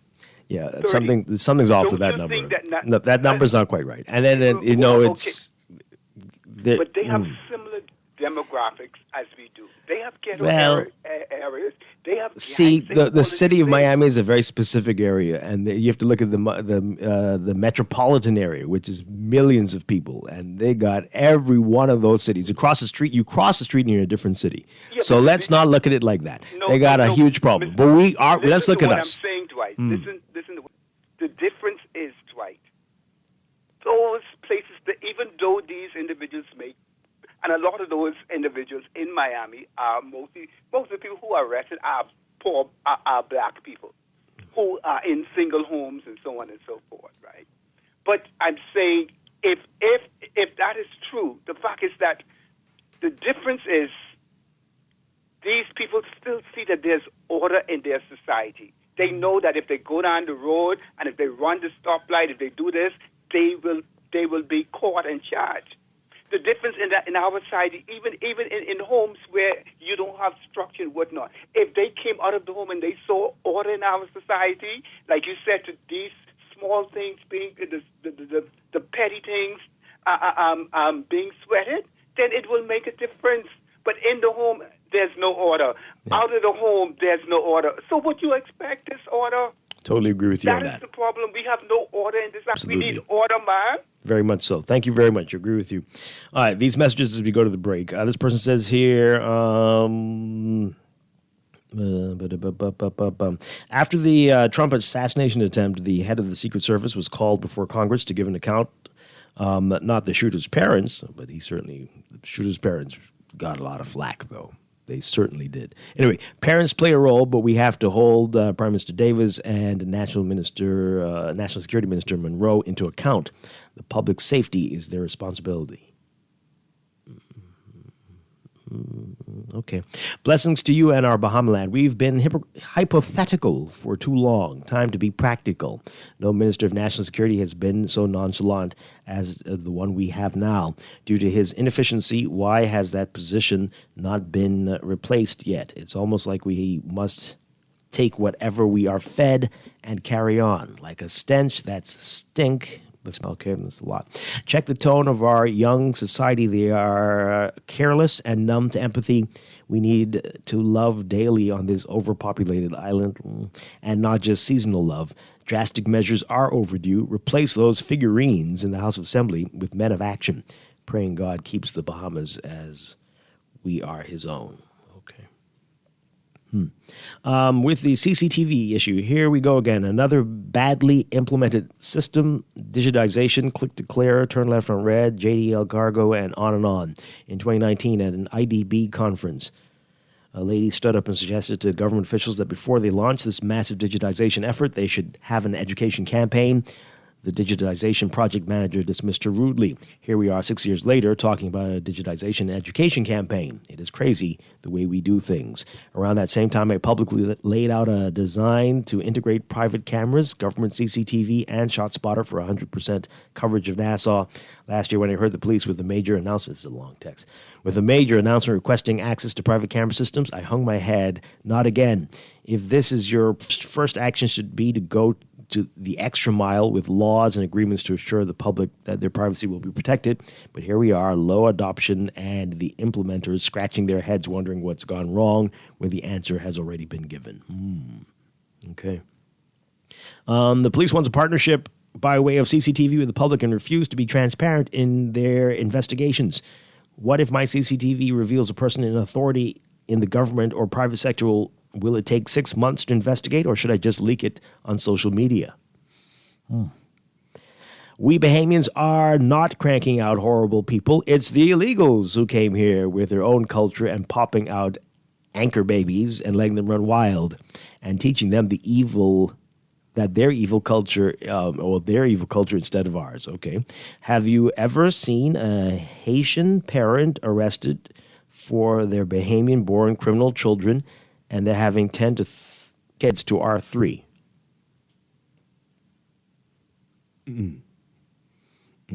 Okay. All right.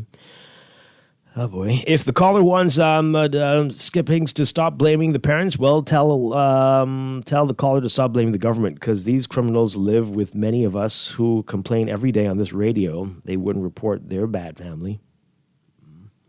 Okay. And what of the two consultants that are paid hundreds of thousands each year between them, the crime consultants? That's okay. And our final text here, our crime crisis is multifaceted. We do need to continue to express our outrage at the brazen killings in public. Otherwise, it becomes normalized and we become numb to the mayhem, which is part of our lives. It is lunacy to blame mothers, as a previous caller did. That is a part of the problem. Why don't we press and expect fathers to be present in their children's lives? Now, families, yes, they're very critical, and the government has to play a role. One of the biggest challenges we face is that there is a serious lack of confidence in the police at many levels. People need to have confidence in our police. If not, as Prime Minister Davis said, there will be a breakdown in society. Yeah, it's happening. It's happening. All right, we got to go to a break. This is Morning Blend on Guardian Radio 96.9. We're going to change gears, and we need that this morning. We really do. We need to hear from legendary hero Eddie Minnis, and he's brought some special guests with him as well. This is going to be great. Stay tuned. This is Morning Blend on Guardian Radio 96.9.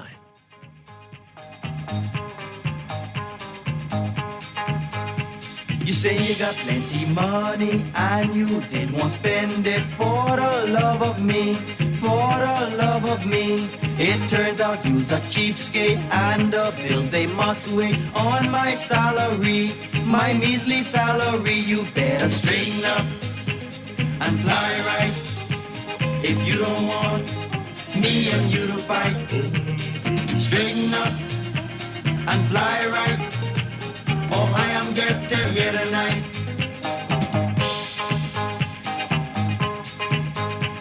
This is Guardian Radio, 96.9 FM. And you buy one.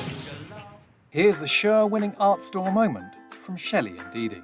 We're the only full art store in the Bahamas. If we don't have it, we make a list, and trust me, our boss can get that. If you need that, he can get that. You can find sketchbooks, acrylics, the canvases in all sizes, stencils. We have the Angelus that they use on shoes and letters. We're the only persons in Nassau that carries the Montana spray. We have the Krylon sprays, watercolor and paints, the oil, chalk paints, the alcohol paint, metallic paints, the little Floetrol, and we have cleaning products for the artists, thinning products for the artists, and Crayola colors, and glitters, pencils, the Posca markers, and pastels, oil, and the acrylic pastels, dyes. Oh yeah, we also have airbrush paint. I didn't forget that part of the movie. Gift sets, hobby craft, Oil shrimp, stew shrimp, shrimp gumbo. But art supplies. We have a lot of them. Williams Art Store. Find colour in every day. Tired of banks forcing you to use technology to bank the way they want you to? Your convenience is important. So no matter what your banking needs, Commonwealth Bank's friendly staff are always available in branch for that personal one-on-one service. But when you choose technology, our online and mobile banking app offers you state-of-the-art functionality. The choice is yours. Commonwealth Bank. Bank the way you want. At CFAL, we understand that a secure future is the greatest gift you can employees. That's why our tailor-made group pension solutions are designed to fit the needs of both large and small companies. With CFAL, you can provide the retirement you and your employees deserve, ensuring peace of mind and financial stability for years to come. Join the many businesses that have already entrusted CFAL to create the right pension plan for their employees, and let us help you build a brighter future for your team. Visit us at CFAL.com to get started on building wealth so you can live well. CFAL, growing wealth for future generations. Now, sir, are you ready for November 2nd? Because we are ready! Hi, this is KB, and I will be performing live. Ray, Can't Scrape Explosion, Reloaded! This is the one and only Fan John letting y'all know that yours truly will be performing. Oh yeah, this your boy D-Mac, and I'll be performing live. Keep the vibe alive, music groove, and Alpha Sounds Promotion invites you to the biggest Ray Can't Scrape concert of the year. And you thought they was gonna leave me up? Hey! Saturday, November 2nd at Super Club Breezes Ground. It's me, Mama D. This is Wilfred Solomon. Yo, it's your boy Ron. It's your boy Elliot from the New Breed Band. The biggest artist up at 242. It's your boy Shine 242. Hey, it's Sherrod Taylor. It's your boy Johnny K. Falcon Show guy. It's your boy DJ Rev. It's me now, Funky D. This is your girl Nishi Out-Ass, a.k.a. Miss Loose Me. Hey there, this is Freak on Beat. Hey, this is Cheeto D, and I will be performing live. Hey, it's me, Julian Believe. Tickets available at the Beauty Shack and BahamasEtickets.com. The countdown is on. Ray Can't Scrape Explosion. Best of the best. You try to rest, but roll with the best. For all your printing needs, there ain't no one better, no. For posters and banners, magazines and flyers, for window decals, greeting cards and newsletters. No job too big and there's no job too small. You name it, we can print it. Just give us a call. Let Print Masters bring your masterpiece to life. Located in the Nassau Guardian Building, telephone 302. This is Guardian Radio, your station for up-to-the-minute news, intelligent, interactive, and engaging conversation. 96.9 FM.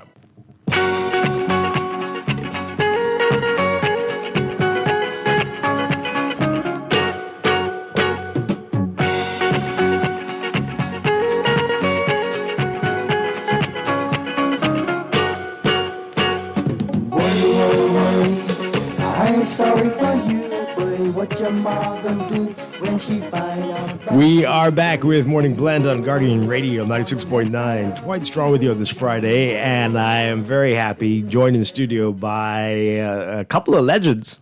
We've got, not only do we have a producer extraordinaire, musician Fred Ferguson, but of course we have the legendary Eddie Minnis. Good morning, Dwight. It's good to be here with you. Good to see you again. And Ed Fields with NASA Cruise Port is joining us as well. Good morning, Ed. Good morning. All right. So we've been talking about this for a while. Eddie, you were here a couple months, but here we are. Here we are, finally. Finally. You ready? One day to go. Yeah. I'm ready now.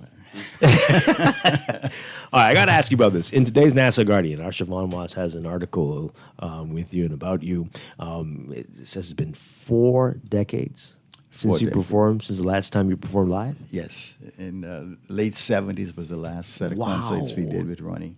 Yeah. Why such a long time? What was the reason for that?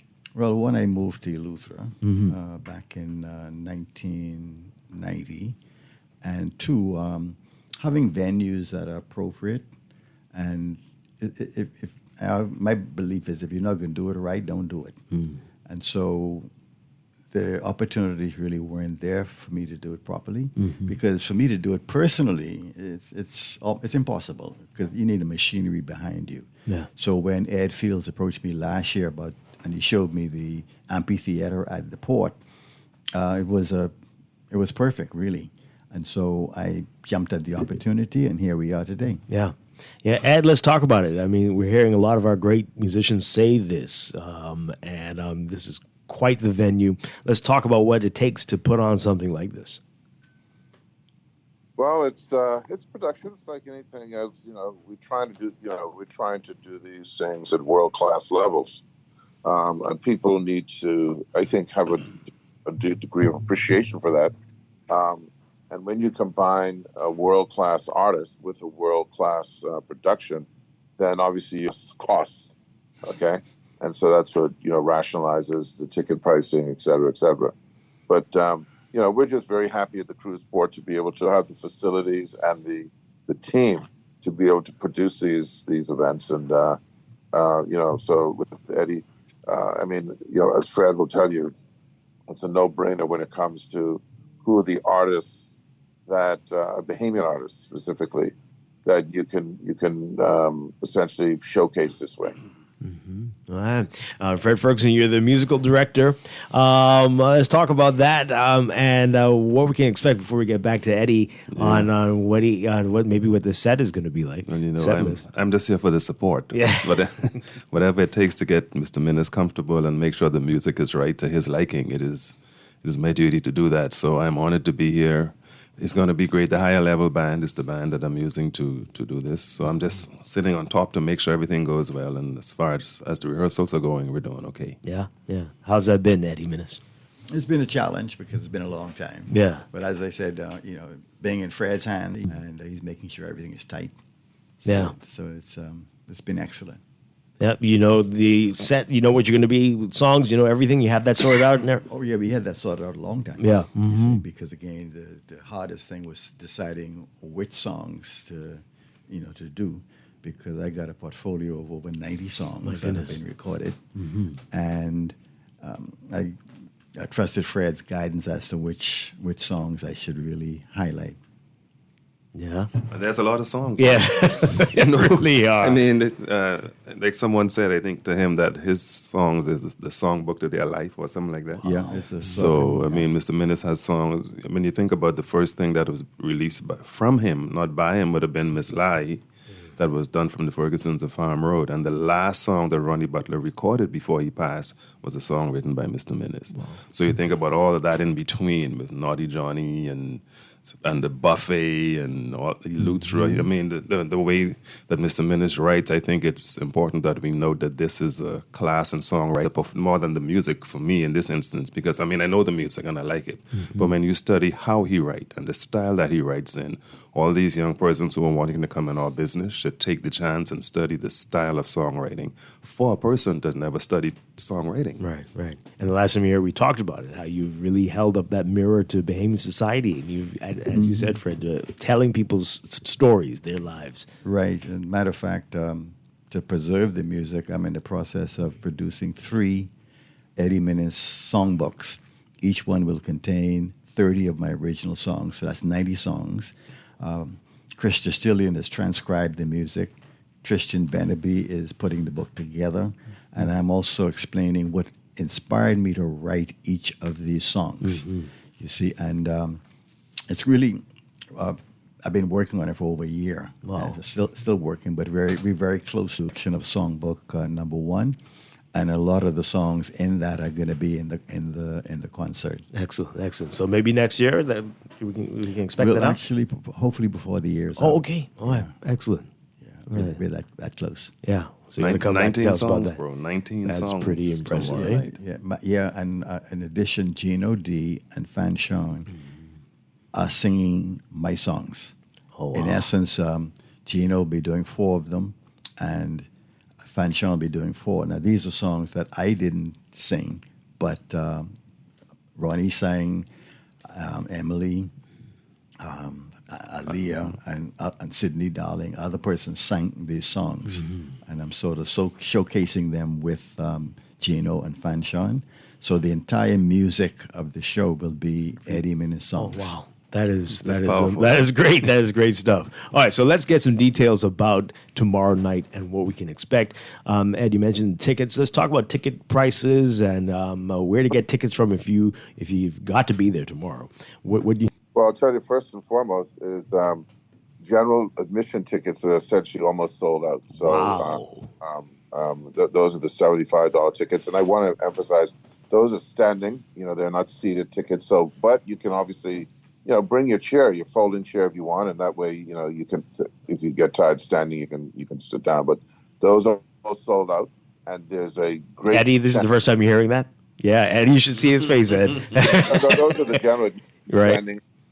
And so what you want to do is to, if you're going to come, and I can guarantee you that by Saturday, there will not be any tickets sold at the door for general admission. There will probably be some tickets for, the tables, and those tables go from $125 and $150 a seat, or you can buy a table for $500 or for $600.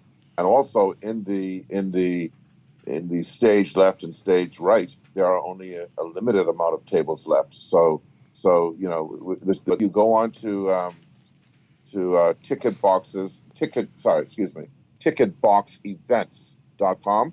You can get your tickets. Also, you can purchase at the Junkanoo Museum, which is at the Nassau Cruise Port. And also, again, if tickets are left, you can buy tickets tonight and Saturday during the day at the Bahamas National Trust Wine and Arts Festival. Okay. And I want to emphasize this is a digital event. You cannot print the ticket. For security purposes, those tickets are digital, which means that you get a notice on your phone, and you get your ticket on your phone, and you have to present your phone to make sure that you can get entry. So we're very pleased with the sales. Obviously, there are a lot of complimentary tickets because we do giveaways and stuff like that. But the bottom line is that he's going to have a really good house to perform to. And obviously we got Iris Store, who's backing up Fan Sean and Gino D. I've spoken to both of those, and they're very thrilled to be on this show, for them to be on the show with Eddie. Ira, of course, has been involved with Eddie for many, many years. So we're just, we're pleased at the thing. And so now what we're doing is doing the last minute prep, making sure that the venue is up to speed. We're going to have that all done by today. So we're not going to be doing any last minute stuff. Show starts at 9, doors open at 7:30. Want to emphasize once again that the general admission tickets will probably be sold out. We will make an announcement via the platform. So that, please, if you haven't gotten general admission tickets today, or if the site shows that it's sold out today, don't expect to come and be able to get tickets. So, there's a very good chance that this show will be appreciably sold out by Saturday. Wow. With maybe only a limited amount of tables left. That is amazing. I see that you're offering skyboxes. Is that gone now? Those are Skyboxes are gone. They're gone. Okay. The skyboxes are gone. Oh boy! So I mean, I anticipate we will have tables left. Okay, so there will be tables left, and just check the site to see what's available. You know, there's always tickets left in certain areas, but yeah, we're happy with what's happening. Eddie, how you feeling? No pressure, right? Can I add, Ed, that Ed has kindly allowed us to not just display the music, but also the art, because I've got 2 daughters and a son-in-law that all paint, and we paint as a family. And so there is a family exhibition of our work at the Wine Bar and Gallery. Gallery Wine Bar. Yeah. Okay. Yes, and that's going to be open. That's matter of fact, it's open now, but on the night of the concert, it's going to be open from 6:30 to 8:30. So when people come in, rather than just sitting around, we invite them to come to the place, and we've got concert T-shirts, we've got reproductions, we've got CDs, all of that available at the Wine Bar Gallery. So we encourage people to come down today if they like, and also all day tomorrow, and of course at the concert. So rather than, I say, just sitting around sipping your drink, and come on over because it's right close to the venue, and appreciate another aspect of the Minnis family, the artwork. Wow, yeah, amazing. You know, and it's safe to say Dwight and Mr. Minnis will support this in a moment, that I can't say that none of his music would have been out at this point, but it would not have been the same without Ronnie Butler. Yes. And you can take it, Mr. Yeah, actually, in the concert, we're honoring Ronnie Butler because Ronnie was the one who mentored me from about 1971 until his untimely death in 2017. And so he's been an instrumental part, he and his band. My music would not be the same without Ronnie. Yeah. Because it was the morning blend. It was really the blend of what I was putting in and what Ronnie and the band put in. We had a great time recording. There were no disagreements, no fights. It was just having a good time. And another thing that was important was King Eric had the studio, Elite Recording Studio. He had an English engineer named Alan Mott. And so I say it was really a fortunate thing that we had the right engineer, the right band, the right music. And so that was the blend that really helped my music to be what it is today. Yeah. And so we're going to have a special tribute to Ronnie. Fred Ferguson has put together a photo montage that's going to be played, shown as Ronnie's last song with me is played. Wow. And it's really going to be special. And I'm hoping that Sidney Dowling would also be there because he's the last surviving member of the original core band, you see. And of course, Ira. I remember Ira being taught by Ronnie how to play the guitar, and then eventually became a member of the band. And I've been in close contact with him over the years. He's helped me to produce quite a bit of music as well. This is amazing, fascinating stuff. So Ed, is this going to be recorded so that because this is in fact, you know, I want to thank a couple of people. First of all, I want to acknowledge Zamar, who is the preeminent, who is essentially the lead producer or supporter of this event, along with Nassau Cruiseport. And then I've got also to thank Cable Bahamas, who is obviously we had a lot of commercials running on the TV, on the cross channels, in addition to the radio stations. And in exchange for that consideration, they're going to basically be rebroadcasting the event. It's videoed. The broadcast rights to this is owned by Eddie and Zamar together, and part of that deal to get those ads out there was to allow cable to rebroadcast. So it will be videoed. Okay. Eddie's also getting documentaries being produced on Eddie, and Charlie Smith and others are going to be involved with finishing that documentary, and Charlie's going to be doing some cuts as well. So it's going to be it's a top-notch production. I see last productions in terms of like retirement. And what? Where are you going, Ed? Crazy. That's where I go. But it's an honor to really kind of it's a high note to end on this kind of high note with regard to this. I mean, sometimes I actually, and this sounds kind of cliche, pinch myself because we've been able to get the best musicians on stage, and with the Phil Stubbs concert and the Eddie Minnis concert, I mean, you can't say that you're going out in style. These are the top two, and of course Fred Ferguson, he's been a great partner. I'm not even thinking about that side of the deal. He's managing the situation with Eddie and the rehearsals. It isn't just showing up and going on stage. There's a lot involved, especially that he said he's not done this in a while. So we're really appreciative of all the folks involved, all the radio stations, all you guys. And we're going to go out and have a good night. It's going to be a high-end night. Absolutely. All right, so I know people are wondering, can music from Eddie Minnis? You mean on the concert? Or in the future? No, actually, I wasn't satisfied having any of my best songs on paper. And so I pushed to make certain that the best I had was recorded. And just back in 2018, Fred recorded 10 of my songs that were different from a lot of the other calypso stuff. It's sort of quite a mixture. And so basically, I recorded almost 100 songs. And so I have the best in my portfolio has been recorded. Unless there is some event that inspires me to do some more writing, those 3 songbooks are going to really include the best. And I'm doing it because I want the schools to have it. I want the musicians to have it, because I personally never intended to be singing. I was primarily a songwriter. And because of the volume of stuff I had, I found out that, the best way to get it out was to do it myself. Yeah. And of course, I had wonderful backup like Fred and Ronnie and so on. And premier musicians, like I recorded with High Voltage, which is now Bahama, and Fred was a part of that. Neville Sampson, the great trumpet player. Yeah. He introduced horns to my music with songs like Jankunu Jam, and Never Satisfied, and so on. And so I've had the privilege of working with these giants in the field, and of course, all of them make me look good. Yeah. Well, when you get the style and the class of someone like Mr. Minnis, and of course, and all the stuff that we did with him with the other bands, Ronnie Butler was always centered to all of that.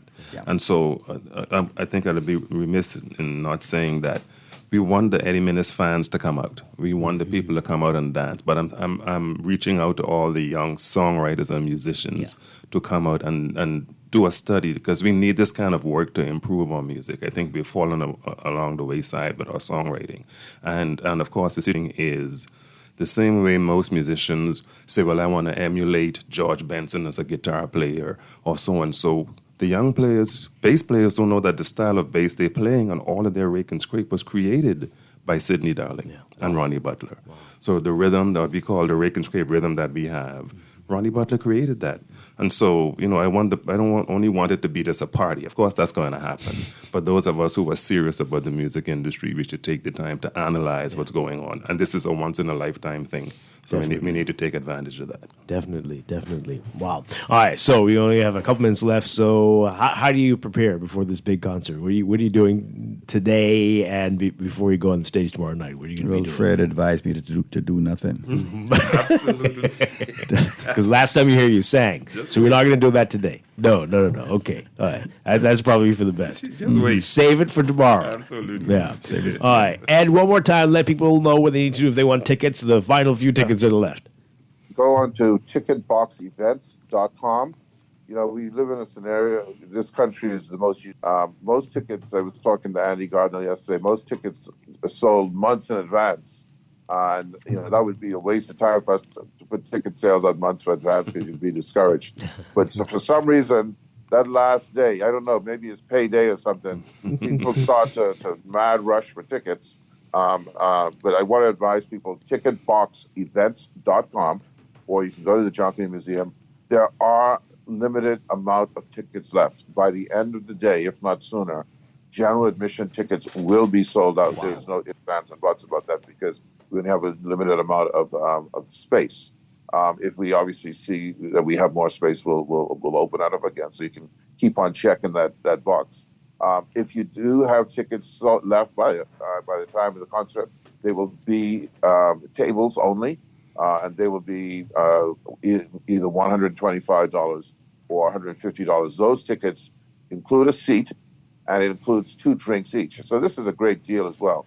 And also, if you're coming with annual admission tickets, you know, if you're going to want to sit down, you're going to need to bring a folding chair or a blanket or something, because that's standing room only. The final thing is these are digital tickets. Please don't show up with a printed copy, because they will not be valid, because the tickets expire every so many seconds. So you have to have it on your phone, and all of the persons who have gotten tickets would have received their tickets on their phone. So you need to bring your phone, make sure it's charged up, at least enough to get in the gate, and that's how we're running the show. All right.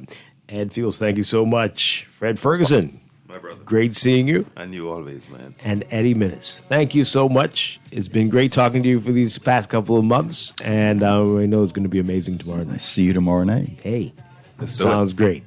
Hey, we're going to take a break and be back with Morning Blend Business on Guardian Radio 96.9. Stay with us. Thanks, Dwight.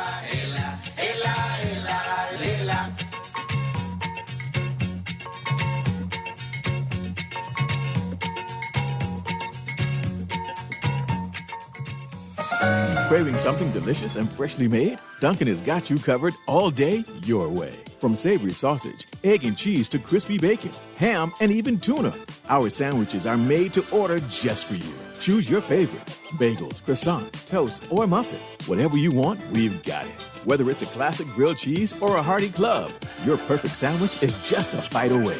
Dunkin's fresh, made-to-order sandwiches made all day, every day, only at Dunkin'. The Bahamas runs on Dunkin'. Do you know a fisher who braves the seas every day, bringing home a catch that feeds our communities? Nominate them now for the Anchor Awards, a night dedicated to celebrating the unsung heroes of our waters.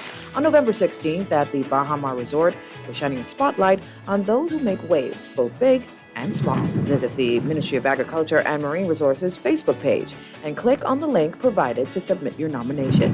Let's give our fishing Anchor Awards 2024. All those loans I had were so overwhelming. Fidelity's debt consolidation loan combined all my loan payments into one easy payment with a built-in savings plan that pays me unbeatable interest. It's time to make that move to Fidelity. Call 356-7764. Fidelity, we're good for you. The future of driving is here, and it's electric. Welcome to EV City, Easy Car Sales' new home for electric vehicles. Whether you want an affordable model or a luxury ride, EV City has the perfect electric car for you. Don't just take our word for it. Come test drive the power, the smoothness, and the savings. You'll love electric after just one ride. Cut your driving costs in half and say goodbye to gas stations for good. Visit EV City on the highway through the Solomon Service Road and drive into the future today. This is Guardian Radio 96.9 FM, Nassau, Bahamas. The views and opinions of the hosts and guests are their own and do not necessarily reflect the position of the management and staff of Guardian Network. Wake up, it's a new day. Wake up, it's a new day.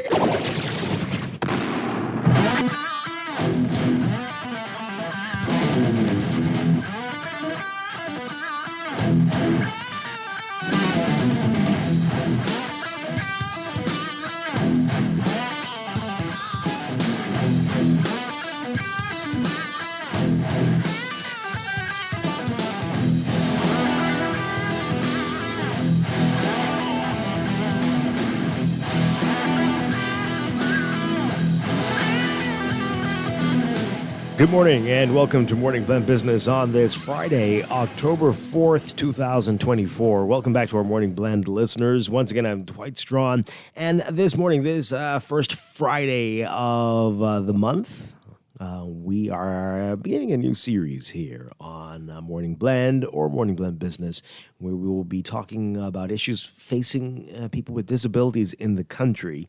And this morning we are beginning with our partner in this, BABV. And we're very pleased to have with us today as we discuss Blindness Awareness Month. And first Vice President of BABV, Dario Charlton, and Assistant Secretary Whitney Adderley. Great to have you with us again. Good morning. Good morning. Good morning. Thank you for having us. It's our pleasure. And as we said, it's going to be a partnership every first Friday of the month here on the show. All right. So remind folks what BABV is, and then we want to talk about what Blindness Awareness Month is all about. Awesome. BABV is the Bahamas Alliance for the Blind and Visually Impaired. It's an organization that has its roots planted since about 27 years ago, when there was a clear deficiency for an organization where people find themselves in a state of blindness and they're beyond school age. As you know, the Aaron Gilmore School for the Blind at the Salvation Army covers those school age children. But after that age, there was actually nothing for adult age people to be able to go to and seek that when transitioning to blindness, or if they find themselves in that state. Mm-hmm. And so BABV was born.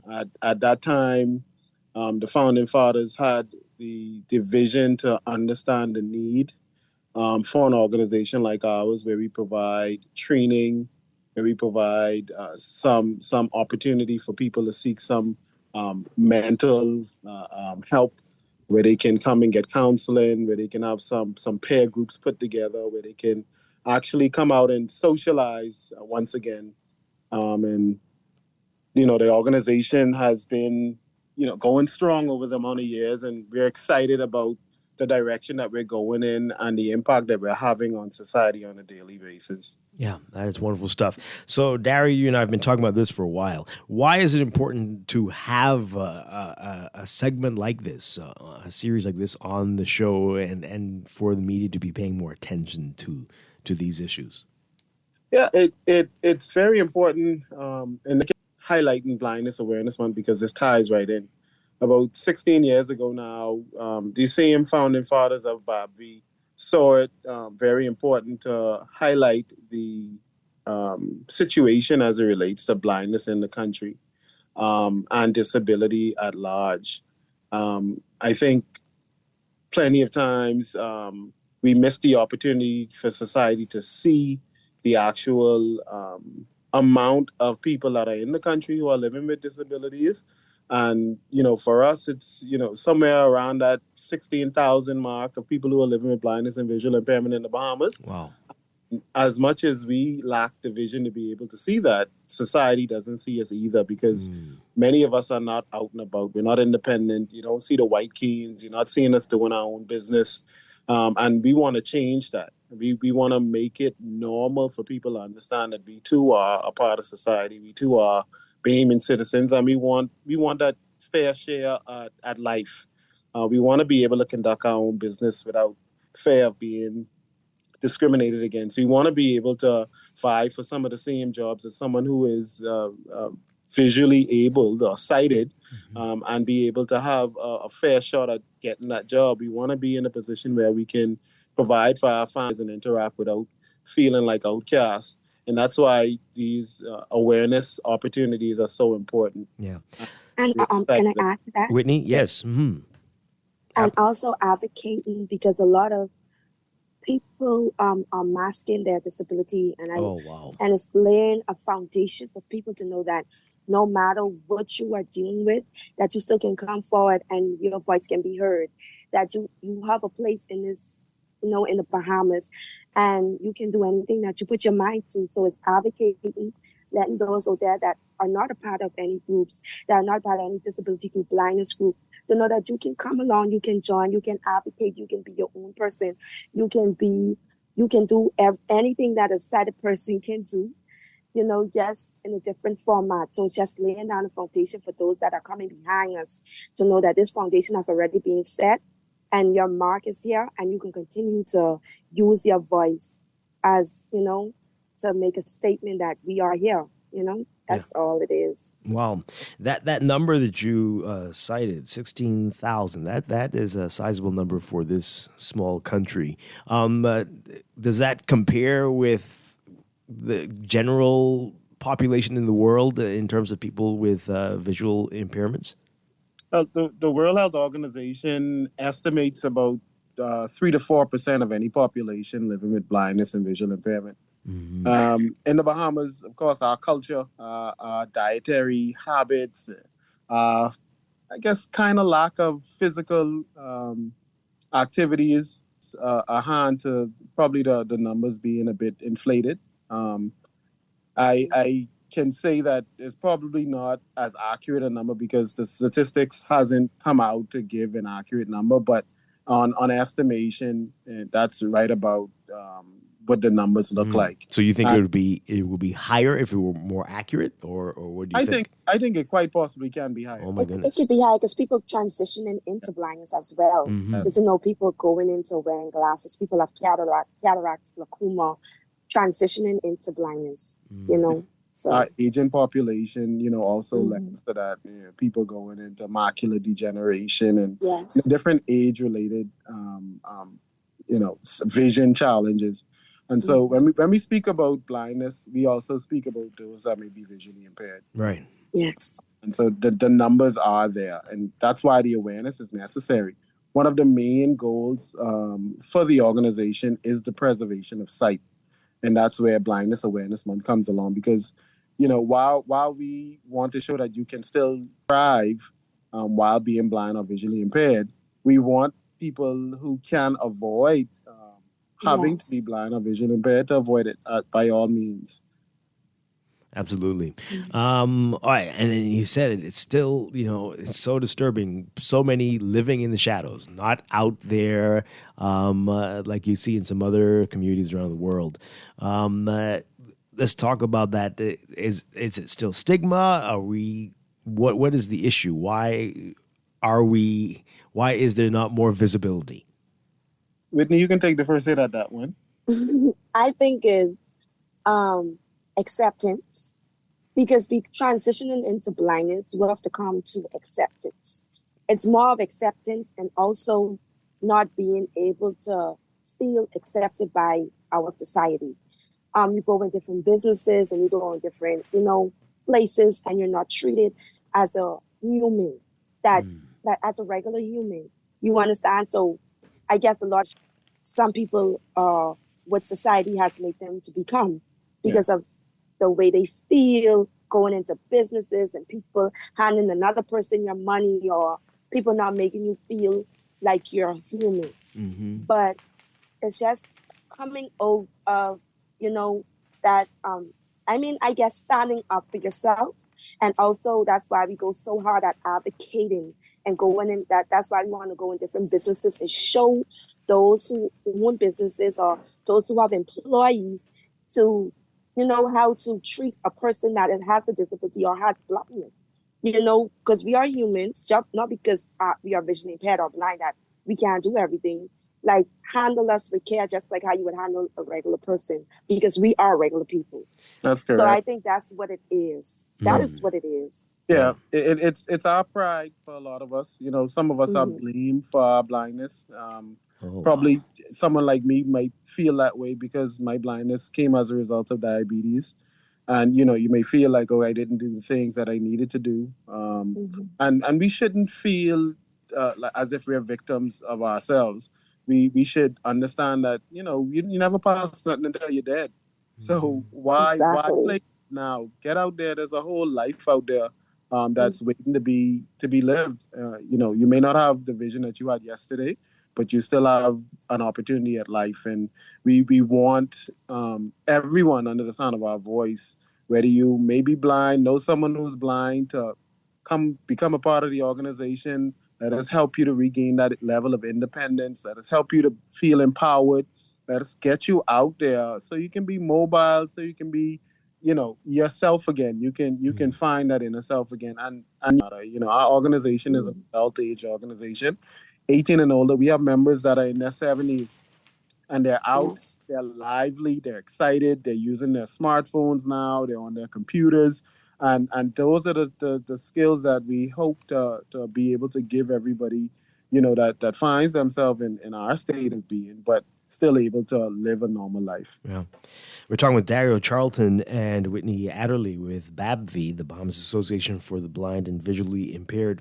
All right, so you said something when you go into these businesses, and I'm sure you know we are notorious for some interesting customer service practices here. What is that improving for? Because people don't seem to have much patience for people of any form, any shape, doesn't matter. But I can imagine it is frustrating for somebody with a visual impairment. Let's talk about that and some of the experiences you've had. Yeah, I mean, sorry, go down. No, you Whitney. I was just gonna say you can take the hit at that. I mean, with transitioning into blindness, I know before I became this way, I used to, watch people that going through what I go through, and I always used to be like, oh, I wish I could have helped or whatever. But transitioning into blindness, it being a couple businesses I came in, like even with grocery stores, I feel like if you go up to one of the cashiers or go up to one of the peoples in the back and say, hey, can you help me pick something? So it shouldn't be a problem. Because like everybody have to go through certain things in their life. No one pass nothing until they dead. And everybody, don't say nothing until it knocks on their door. And then they be like, oh, wow, my family, my family, my family. But then you dealt with someone that was going through the same disability and you didn't have the compassion in the heart. I had a problem one time. Now I have a bank that I go to that they treat me really well. I even have a security that ran, and he see the car, he ran to the car to get me. But going into the bank, I dealt with discrimination before. And I was so upset that I even had to talk to the manager because it is not fair to be looked upon in a certain type of way. Oh, where's your parent? Or where's some? I am 27. Why do I need my parents to be with me to go into the bank for my account? So it shouldn't be that type of way. And we need to change that in our society. You understand, as individuals, that you should have compassion because there's time and there's a place for everything underneath the sun. And nobody passed nothing until they did. And that's what people got to put into their mindset. You can take a hit of it, Dario. I think that's why, we need to get out there and we need to be out there. We need to be visible because a lot of people won't understand what it is to interact with someone who's blind or visually impaired or handicapped unless they are actually interacting with them. And so, I find about, and I do so. I've had times when, I went to the hospital and the person was like, oh, well, who's with you? And I'm like, grown man here. Hello. But you get a range of service depending on where you're going. But I find generally that people are open to being able to help. There are some areas of opportunities, maybe with the public transit system, bus drivers who speed straight past, or some who may not be willing to take you on, and for whatever reason. But I think the only way for us to normalize our presence is for us to be out and about. And that's, we want people that are blind and visually impaired. If you don't have a white cane, come on, join the organization. We're going to get you a white cane. We're going to get you moving. We're going to get you out and about. I mean, if it's travel, we travel while blind. We do a multitude of things while blind. And the only way to get society used to us being out and about is for us to get out there. All right, so I know that's one of the events for the Blindness Awareness Month, International White Cane Day, but let's talk about the significance of the white cane and what it means. So the white cane for us means independence. If it's one thing that's taken away from someone who is transitioning to blindness, or something that is kept from someone who is born blind, is that independence to be able to maneuver and go where they want to go. Our white cane tells us when there is an obstacle in front of us, and it gives us some indication on how we should be able to traverse those obstacles. It gives us the level of security that we do so need in certain circumstances, and it allows us to go beyond where I guess anyone who is considered to be blind would ever go.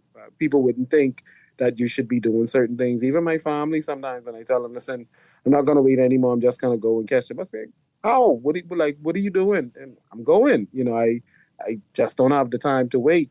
And that's what the White Cane does for us. It gives us that, it empowers us to be our own individual all over again.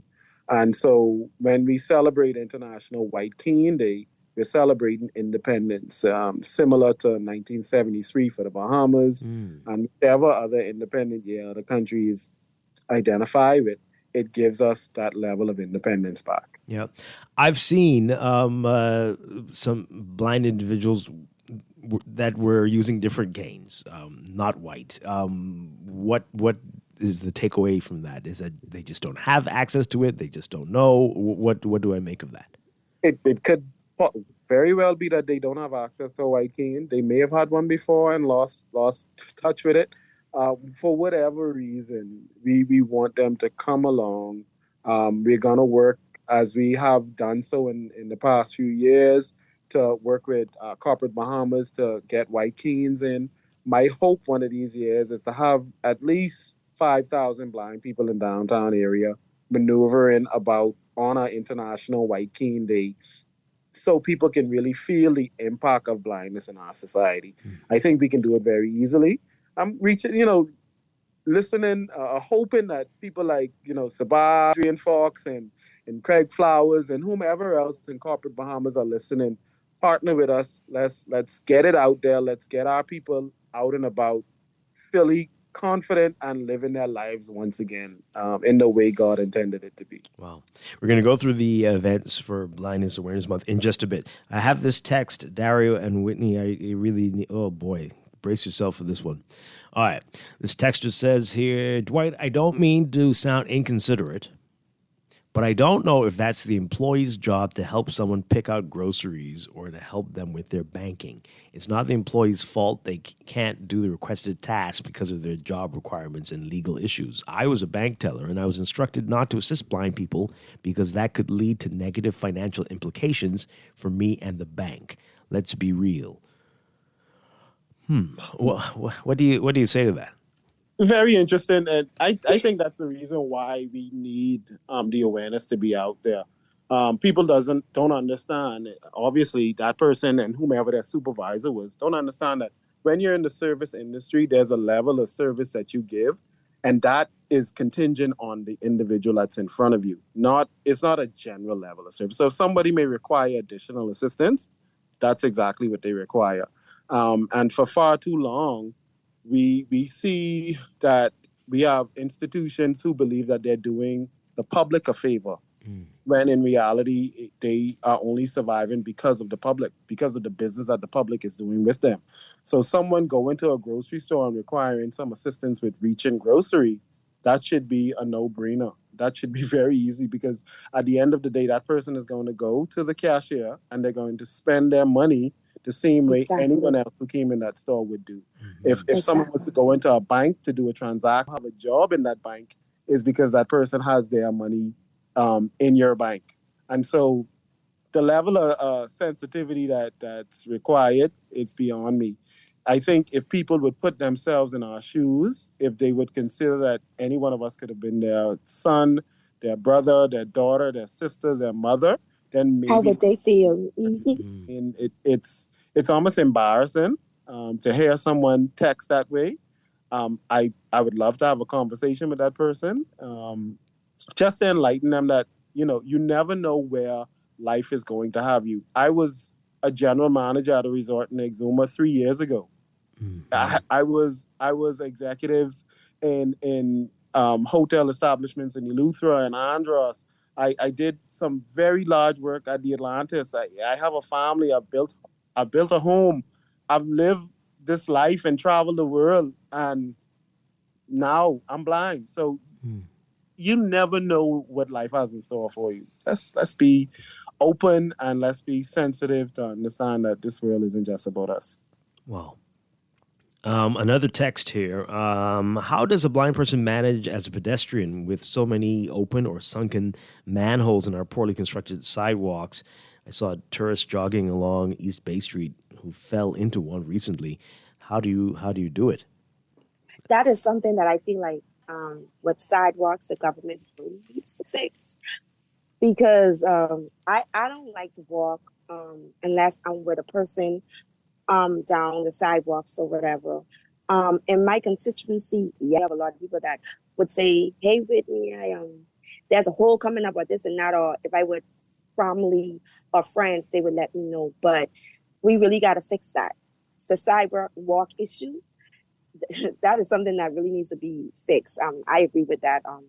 That message, it really needs to be fixed because it's not safe. They leave a lot to be desired. I mean, the standards could be different, but also there needs to be more sidewalks. I mean, in areas, especially like Pinewood Gardens where I live, there needs to be more sidewalks, but to a standard where we can maneuver a bit more safely. Thank goodness our white cane training helps us, but sometimes you may be walking a street that doesn't have sidewalks, and it's very difficult to tell the difference between the actual paved road and the gravel because the road is that bad. Wow. Yes. You may find yourself like me the other day, you're standing where you think should be a safe pathway, but you're in the middle of mud and gravel and road, beat up tar. So we can do a bit better. I mean, we welcome the opportunity to partner with the Ministry of Works and just to give them some pointers on, some of the things that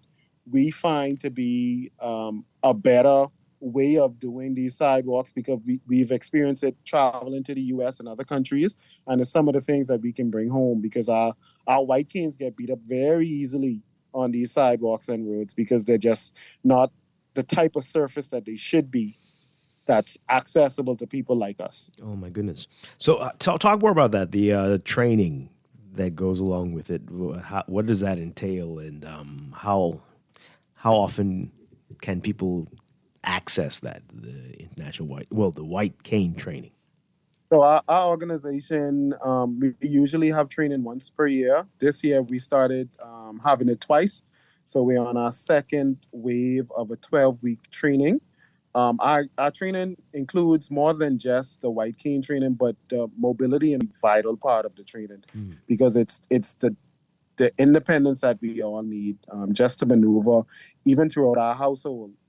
That type of training would give you the ability to do so. The way you structure your furniture, the way you set up your closets, the way in which you stock your cupboards or your refrigerator. So you are able to easily identify the things that are around your home. And then you carry that level of organization throughout the different places that you would be in your life, whether that's at work or that's in the public area. You identify how you can maneuver. We have skills training that would get people used to their mobile phones, get them on the computers. We have training that would get people in the kitchen where they can cook and feed themselves and their families. We have training where people can learn the currency of their money and do their banking. And now we're doing self-defense with Sensei Sean Smith. So we want to give people that are blind and visually impaired enjoy this life fully. Wow. Am I right with that, Whitney? Yes, we do. Amazing. We've got somebody asking, how can I make a contribution or purchase white canes? Awesome. They can give the number. Yes, they can reach out to our organization. Our telephone number is 80-BABV. That's 802-2284. They can go ahead and send us an email, info@babvi.org, or they can hit us up on our Facebook page, which is Bobby Bahamas, and we would be happy to accept and distribute accordingly because there are so many people that are out there in need, and we want to be able to help each and every one of them. Wonderful. And also, if there's anyone out there that want to volunteer with us, they can also reach out and call too. We would love volunteers as well. Okay, let's take a break. When we come back, we want to go through the list of the months for blindness awareness, the list of events for Blindness Awareness Month, which is October.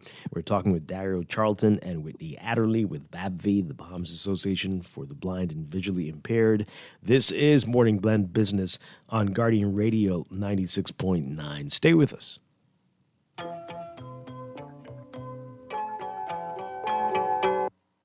Got Nightbugs, Henry and Eddie got Dream Nichols. Slam bam bam, slam bam bam.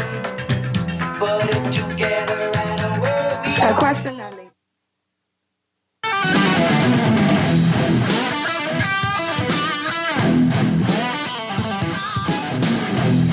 Can be overwhelming, but with CFAL, it doesn't have to be. We offer tailor-made individual, group, and pension solutions that take the guesswork out of retirement planning.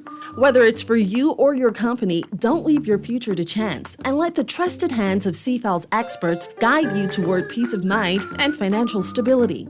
Low upfront costs and affordable monthly payments make it easy for you to build wealth so you can live well. Visit us at cfal.com to start on your path toward financial freedom. CFAL, growing wealth for future generations. Celebrate the ease of opening a new account online with Scotiabank. Follow these 3 steps to access a world of possibilities. Step 1, visit bs.scotiabank.com. Step 2, select an account type to best suit your needs. Step 3, complete the form and upload your documents. Open your new Scotiabank account online today.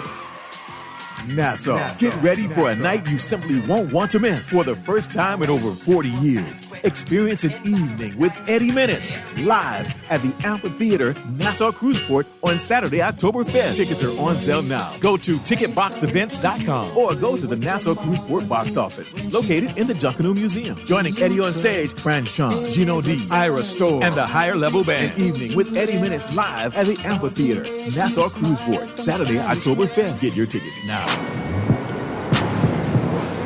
At CFAL, we understand that a secure future is the greatest gift you can give your employees. That's why our tailor-made group pension solutions are designed to fit the needs of both large and small companies. With CFAL, you can provide the retirement you and your employees deserve, ensuring peace of mind and financial stability for years to come. Join the many businesses that have already entrusted CFAL to create the right, and let us help you build a brighter future for your team. Visit us at cfal.com to get started on building wealth so you can live well. CFAL, growing wealth for future generations. Slam bam. Round the back of the library and through the junior schoolyard. Slam bam bam. Slam bam bam. Down Market Street and straight to the bakery. Slam bam bam. Slam bam bam. We got to be the first on the line, or we don't get served till next lunchtime. Oh, slam bam bam, slam bam bam, slam bam. One small loaf of bread and a quarter pound of sausage. Slam bam bam, slam bam bam. 3 round the world and 4 trumpets muffin. Welcome back to Morning Blend Business here on Guardian Radio 96.9. Dwight Strachan with you. We are talking with BABV, the Bahamas Association for the Blind and Visually Impaired, kicking off officially our new monthly series. We're going to be looking at issues facing people with disabilities in the Bahamas. And this morning, it is Blindness Awareness Month, the month of October, and we're talking about blindness awareness here in the country. We've got First Vice President of BABV, Dario Charlton, and Assistant Secretary Whitney Adderley. All right, so you've got a full slate of events. They're about to kick off in a couple of days. Let's talk about that. Let's go through it. Yeah, we're always excited to have blindness awareness, and so we always open our month of activities with a service of gratitude. And we're going to go to Good Shepherd Church of God on Ida Street. Enjoy that this coming Sunday at 10 a.m. So anyone out there that wants to join us, please come on. Let's go ahead and give thanks together. and really show gratitude for how far God has brought us. We maneuver and transition from there. We're on World Sight Day, which is held the second Thursday of October. It's an international observation and promoting the preservation of sight. We'll be at the Atlantis Resort at their health fair, and we'll also be doing a call on the Minister of Health on that day. Whitney can speak about an amazing event that they're going to be having on the 19th. Whitney? Also, our young adults is having a game night called Battle of the Sexes, Girls Against the Guys, which will be held on October 19th, where we'll have like different games and different surprises and prizes there. Also, food will be given out. It's going to be such a wonderful event for young adults to come and join and to feel free, to feel relaxed, and also to have fun. Lay back and enjoy yourself. Excellent. Wow. That's going to be exciting. Then October 9th. Where is that going to be happening, by the way? Where is that happening? That will be happening Blue Hill South at the Monroe's residence. If anyone wants to come out, they can reach out to Bobby and we can send the location. Anybody can come out as a young adult and come and enjoy yourself. Okay. All right. Great. We'll be updating our Facebook page with all of the details. We have the events already posted there, and so as we go along, we'll be providing more and more details. People can send us messages there as well, and we'd be happy to answer on our Facebook page as well. All right, excellent stuff. And on the 14th, don't forget the 14th of October. Yes, on the 4th, we'll be having a fundraiser for the month, Junkanoo in the Park on Centerville Park. It's going to be a lot of fun and awareness. We're going to have a lot of blind games that'll be going on. Domino challenge. So, you'll be challenged to see if you can win against some of the best domino players in the country who happens to be blind. They're going to be wow. Okay. People. There's going to be cotton candy, flavored popcorns, hot dogs, burgers, bouncing castles, and then we're going to have a Junkanoo rush out because a lot of our members are deeply rooted in the Junkanoo community. We're all one family from the Valley and filled with a bunch of superstars. Be careful with that term there. I mean, that's what I'm saying. So, everyone's there, everyone's represented. I think it's going to be well represented. It's going to be an amazing time on the 14th. We're looking to raise funds so we can continue doing the good work that we're doing in the community. And that's the holiday, right? So that's on Heroes. Yeah, National Heroes Day. Oh, that sounds like a lot of fun. Blind dominoes. Wow. Okay. All right. That's some of cool. the best domino players in the country. That's pretty amazing. You would be amazed to see how a sighted person would get really beat. You'd be like, wow. Oh boy. Okay. And then we mentioned it, International White Cane Day. That's the next day, the 15th. Correct. And that's a day of observance of that independence. It's going to be a day where we take the time to register. We're going to have a big registration drive on that day. And then we have some white canes that are in now. If we have individuals and their height meets the requirements for the white canes, that we would be happy to distribute.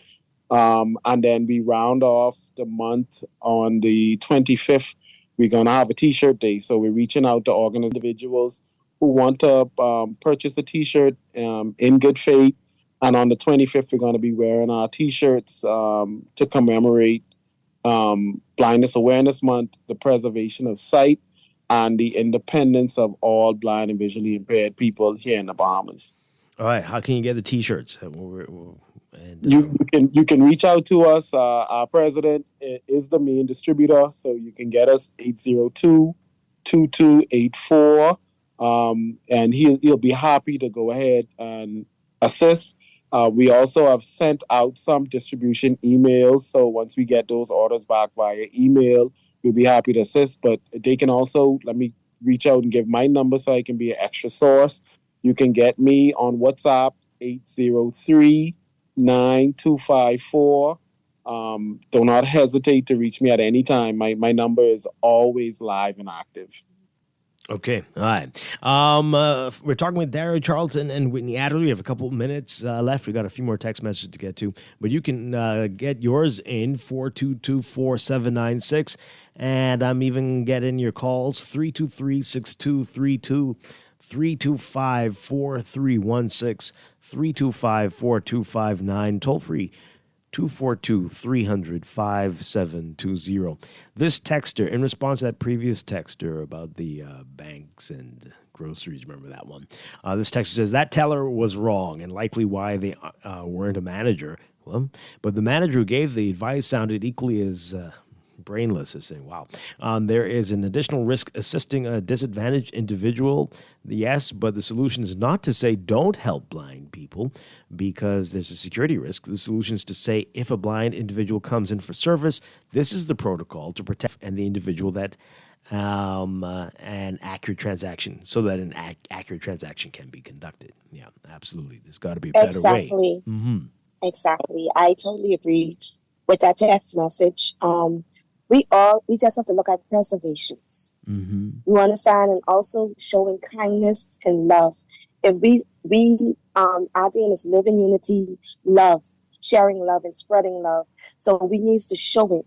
You understand, especially as a blind teller. I understand confusions could come in with certain aspects. I totally understand that, but also also being denying of help. That is something that is very crucial and that is very wrong. That's a very wrong thought, because everybody would need help at one point in time of their life. So I totally agree with what that text message said. Yeah, it's insane. Totally shorter people have asked me to reach for stuff at the top of the shelf at a supermarket. What are you going to say? No, I'm not allowed to help you. That doesn't make any sense. No, it doesn't. It doesn't. It's just I might want to get a few things from the store. Can you walk with me and help me with getting a few things? And what's so crazy I look at life is every not every day a person would have a good day. Everybody go through stuff in life, but it's also having compassion and knowing that this could be me one day. Because no one just wake up out of bed each morning and be like, hey, I want to be blind today, or hey, I don't want to walk today. You get a lot of people in the hospital wish they could do certain things and that they cannot do. So it's just having compassion, being considerate, and being caring, because you don't know where you're going to end up. You don't know what this life will bring at your doorstep. So it's just being compassionate. That's all it is. Let's be human, man. Yeah, absolutely. Mm-hmm. Absolutely. 30 seconds left. Remind folks how they can reach BABV, all the details about contacts and emails, all of that. Dario, can I say something before you say that? You may go ahead. I also want to imply that Blindness Awareness Month is about loving your eyes. It's not only about those that are blind and vision. Those who can see, go and get tested. Go to the doctor. Put forth effort into checking your health. Know that blindness can come in all different type of formats, and blindness is a spectrum. You can be, some people wearing glasses, you're still transitioning. So go there, get help, go see a doctor, and be more inquiring about your body and what's going on with your body. You have to love your eyes because you don't know what you have until it's gone. Yes. You can go, Dario. Yes, love your eyes. Love your eyes. Mm-hmm. Get in contact with us. Mobile number, you can call us direct. You can text us. You can get us on WhatsApp. Is 802-2284. You can send us an email. That's info@B like boy, A like apple, B like boy, V like Victor, I like igloo.org, or you can get us on our Facebook page, which is BABV Bahamas on Facebook. We'll be most happy to have any volunteers, anyone who wants to donate, anyone who wants to inquire, and especially those that want to join. Please, we are open for business. Okay, excellent. Yes. And we're going to talk with you again next month. And again, it's our every first Friday of the month. We're going to be looking at issues facing people with disabilities in the Bahamas. Dario Charlton, Whitney Adderley, thank you so much. Thank you for having us. Thank you for having us. And enjoy Blindness Awareness Month. Thank you so much. We're going to take a quick break and then be back to wrap things up. This is Morning Blend Business on Guardian Radio 96.9. Shotgun. I say, man, you know things are tough Furthermore, I ain't old enough. And he scuffed me by the collar. And like a madman, he started to holler. Callin' Joe, callin' Joe, callin' Joe, but don't let him go. Callin' Joe. Celebrate the ease of opening a new account online with Scotiabank. Follow these 3 steps to access a world of possibilities. Step 1, visit bs.scotiabank.com. Step can suit your needs. Step 3, complete the form and upload your documents. Open your new Scotiabank account online today. Nassau. Get ready for a night you simply won't want to miss. For the first time in over 40 years, experience an evening with Eddie Menace live at the Amphitheater, Nassau Cruiseport on Saturday, October 5th. Tickets are on sale now. Go to ticketboxevents.com or go to the Nassau Cruiseport box office located in the Junkanoo Museum. Joining Eddie on stage, Strachan, Gino D, Ira Store, and the Higher Level Band. An evening with Eddie Menace live at the Amphitheater, Nassau Cruiseport, Saturday, October 5th. Get your tickets now.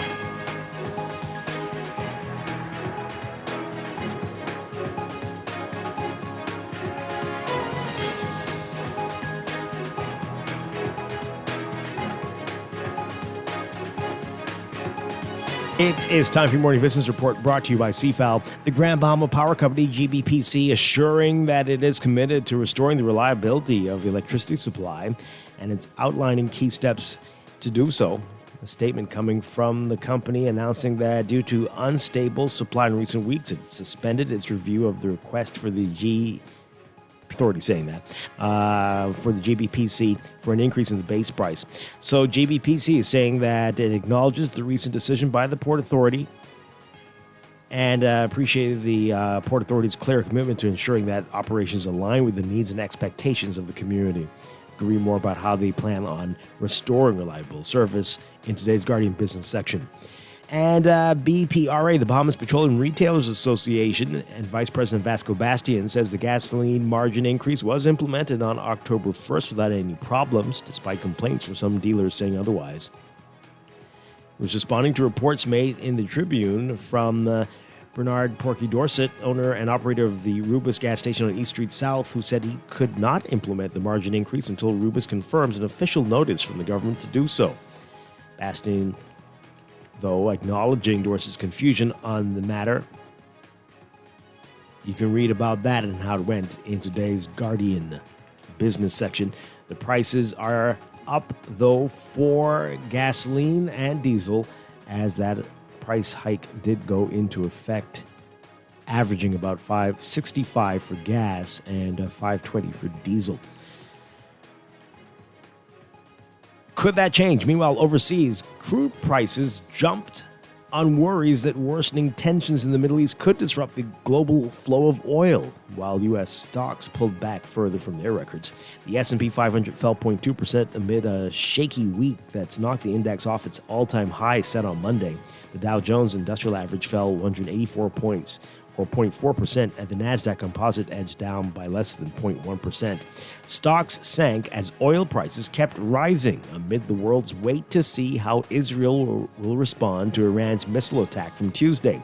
A barrel of Brent crude, the international standard, leaped 5% to settle at 72 cents after starting the week below $72. It's potentially on track for its biggest weekly percentage gain in nearly 2 years.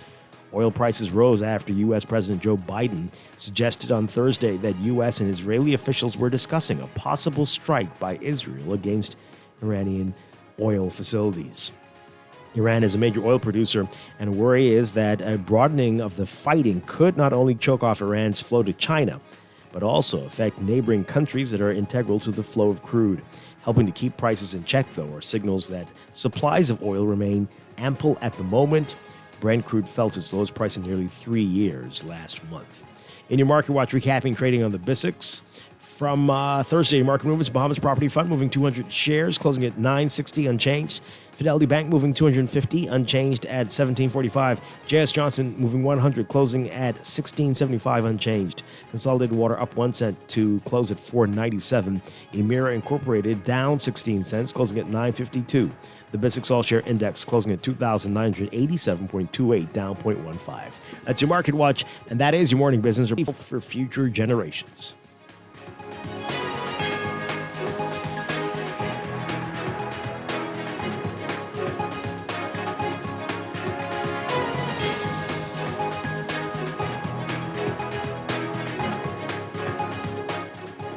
And that's going to do it for us today here on Morning Blend Business. Dwight Strachan, have a great day, everybody. I'll be back on Monday with more Morning Blend and Morning Blend Business right here on Guardian Radio 96.9.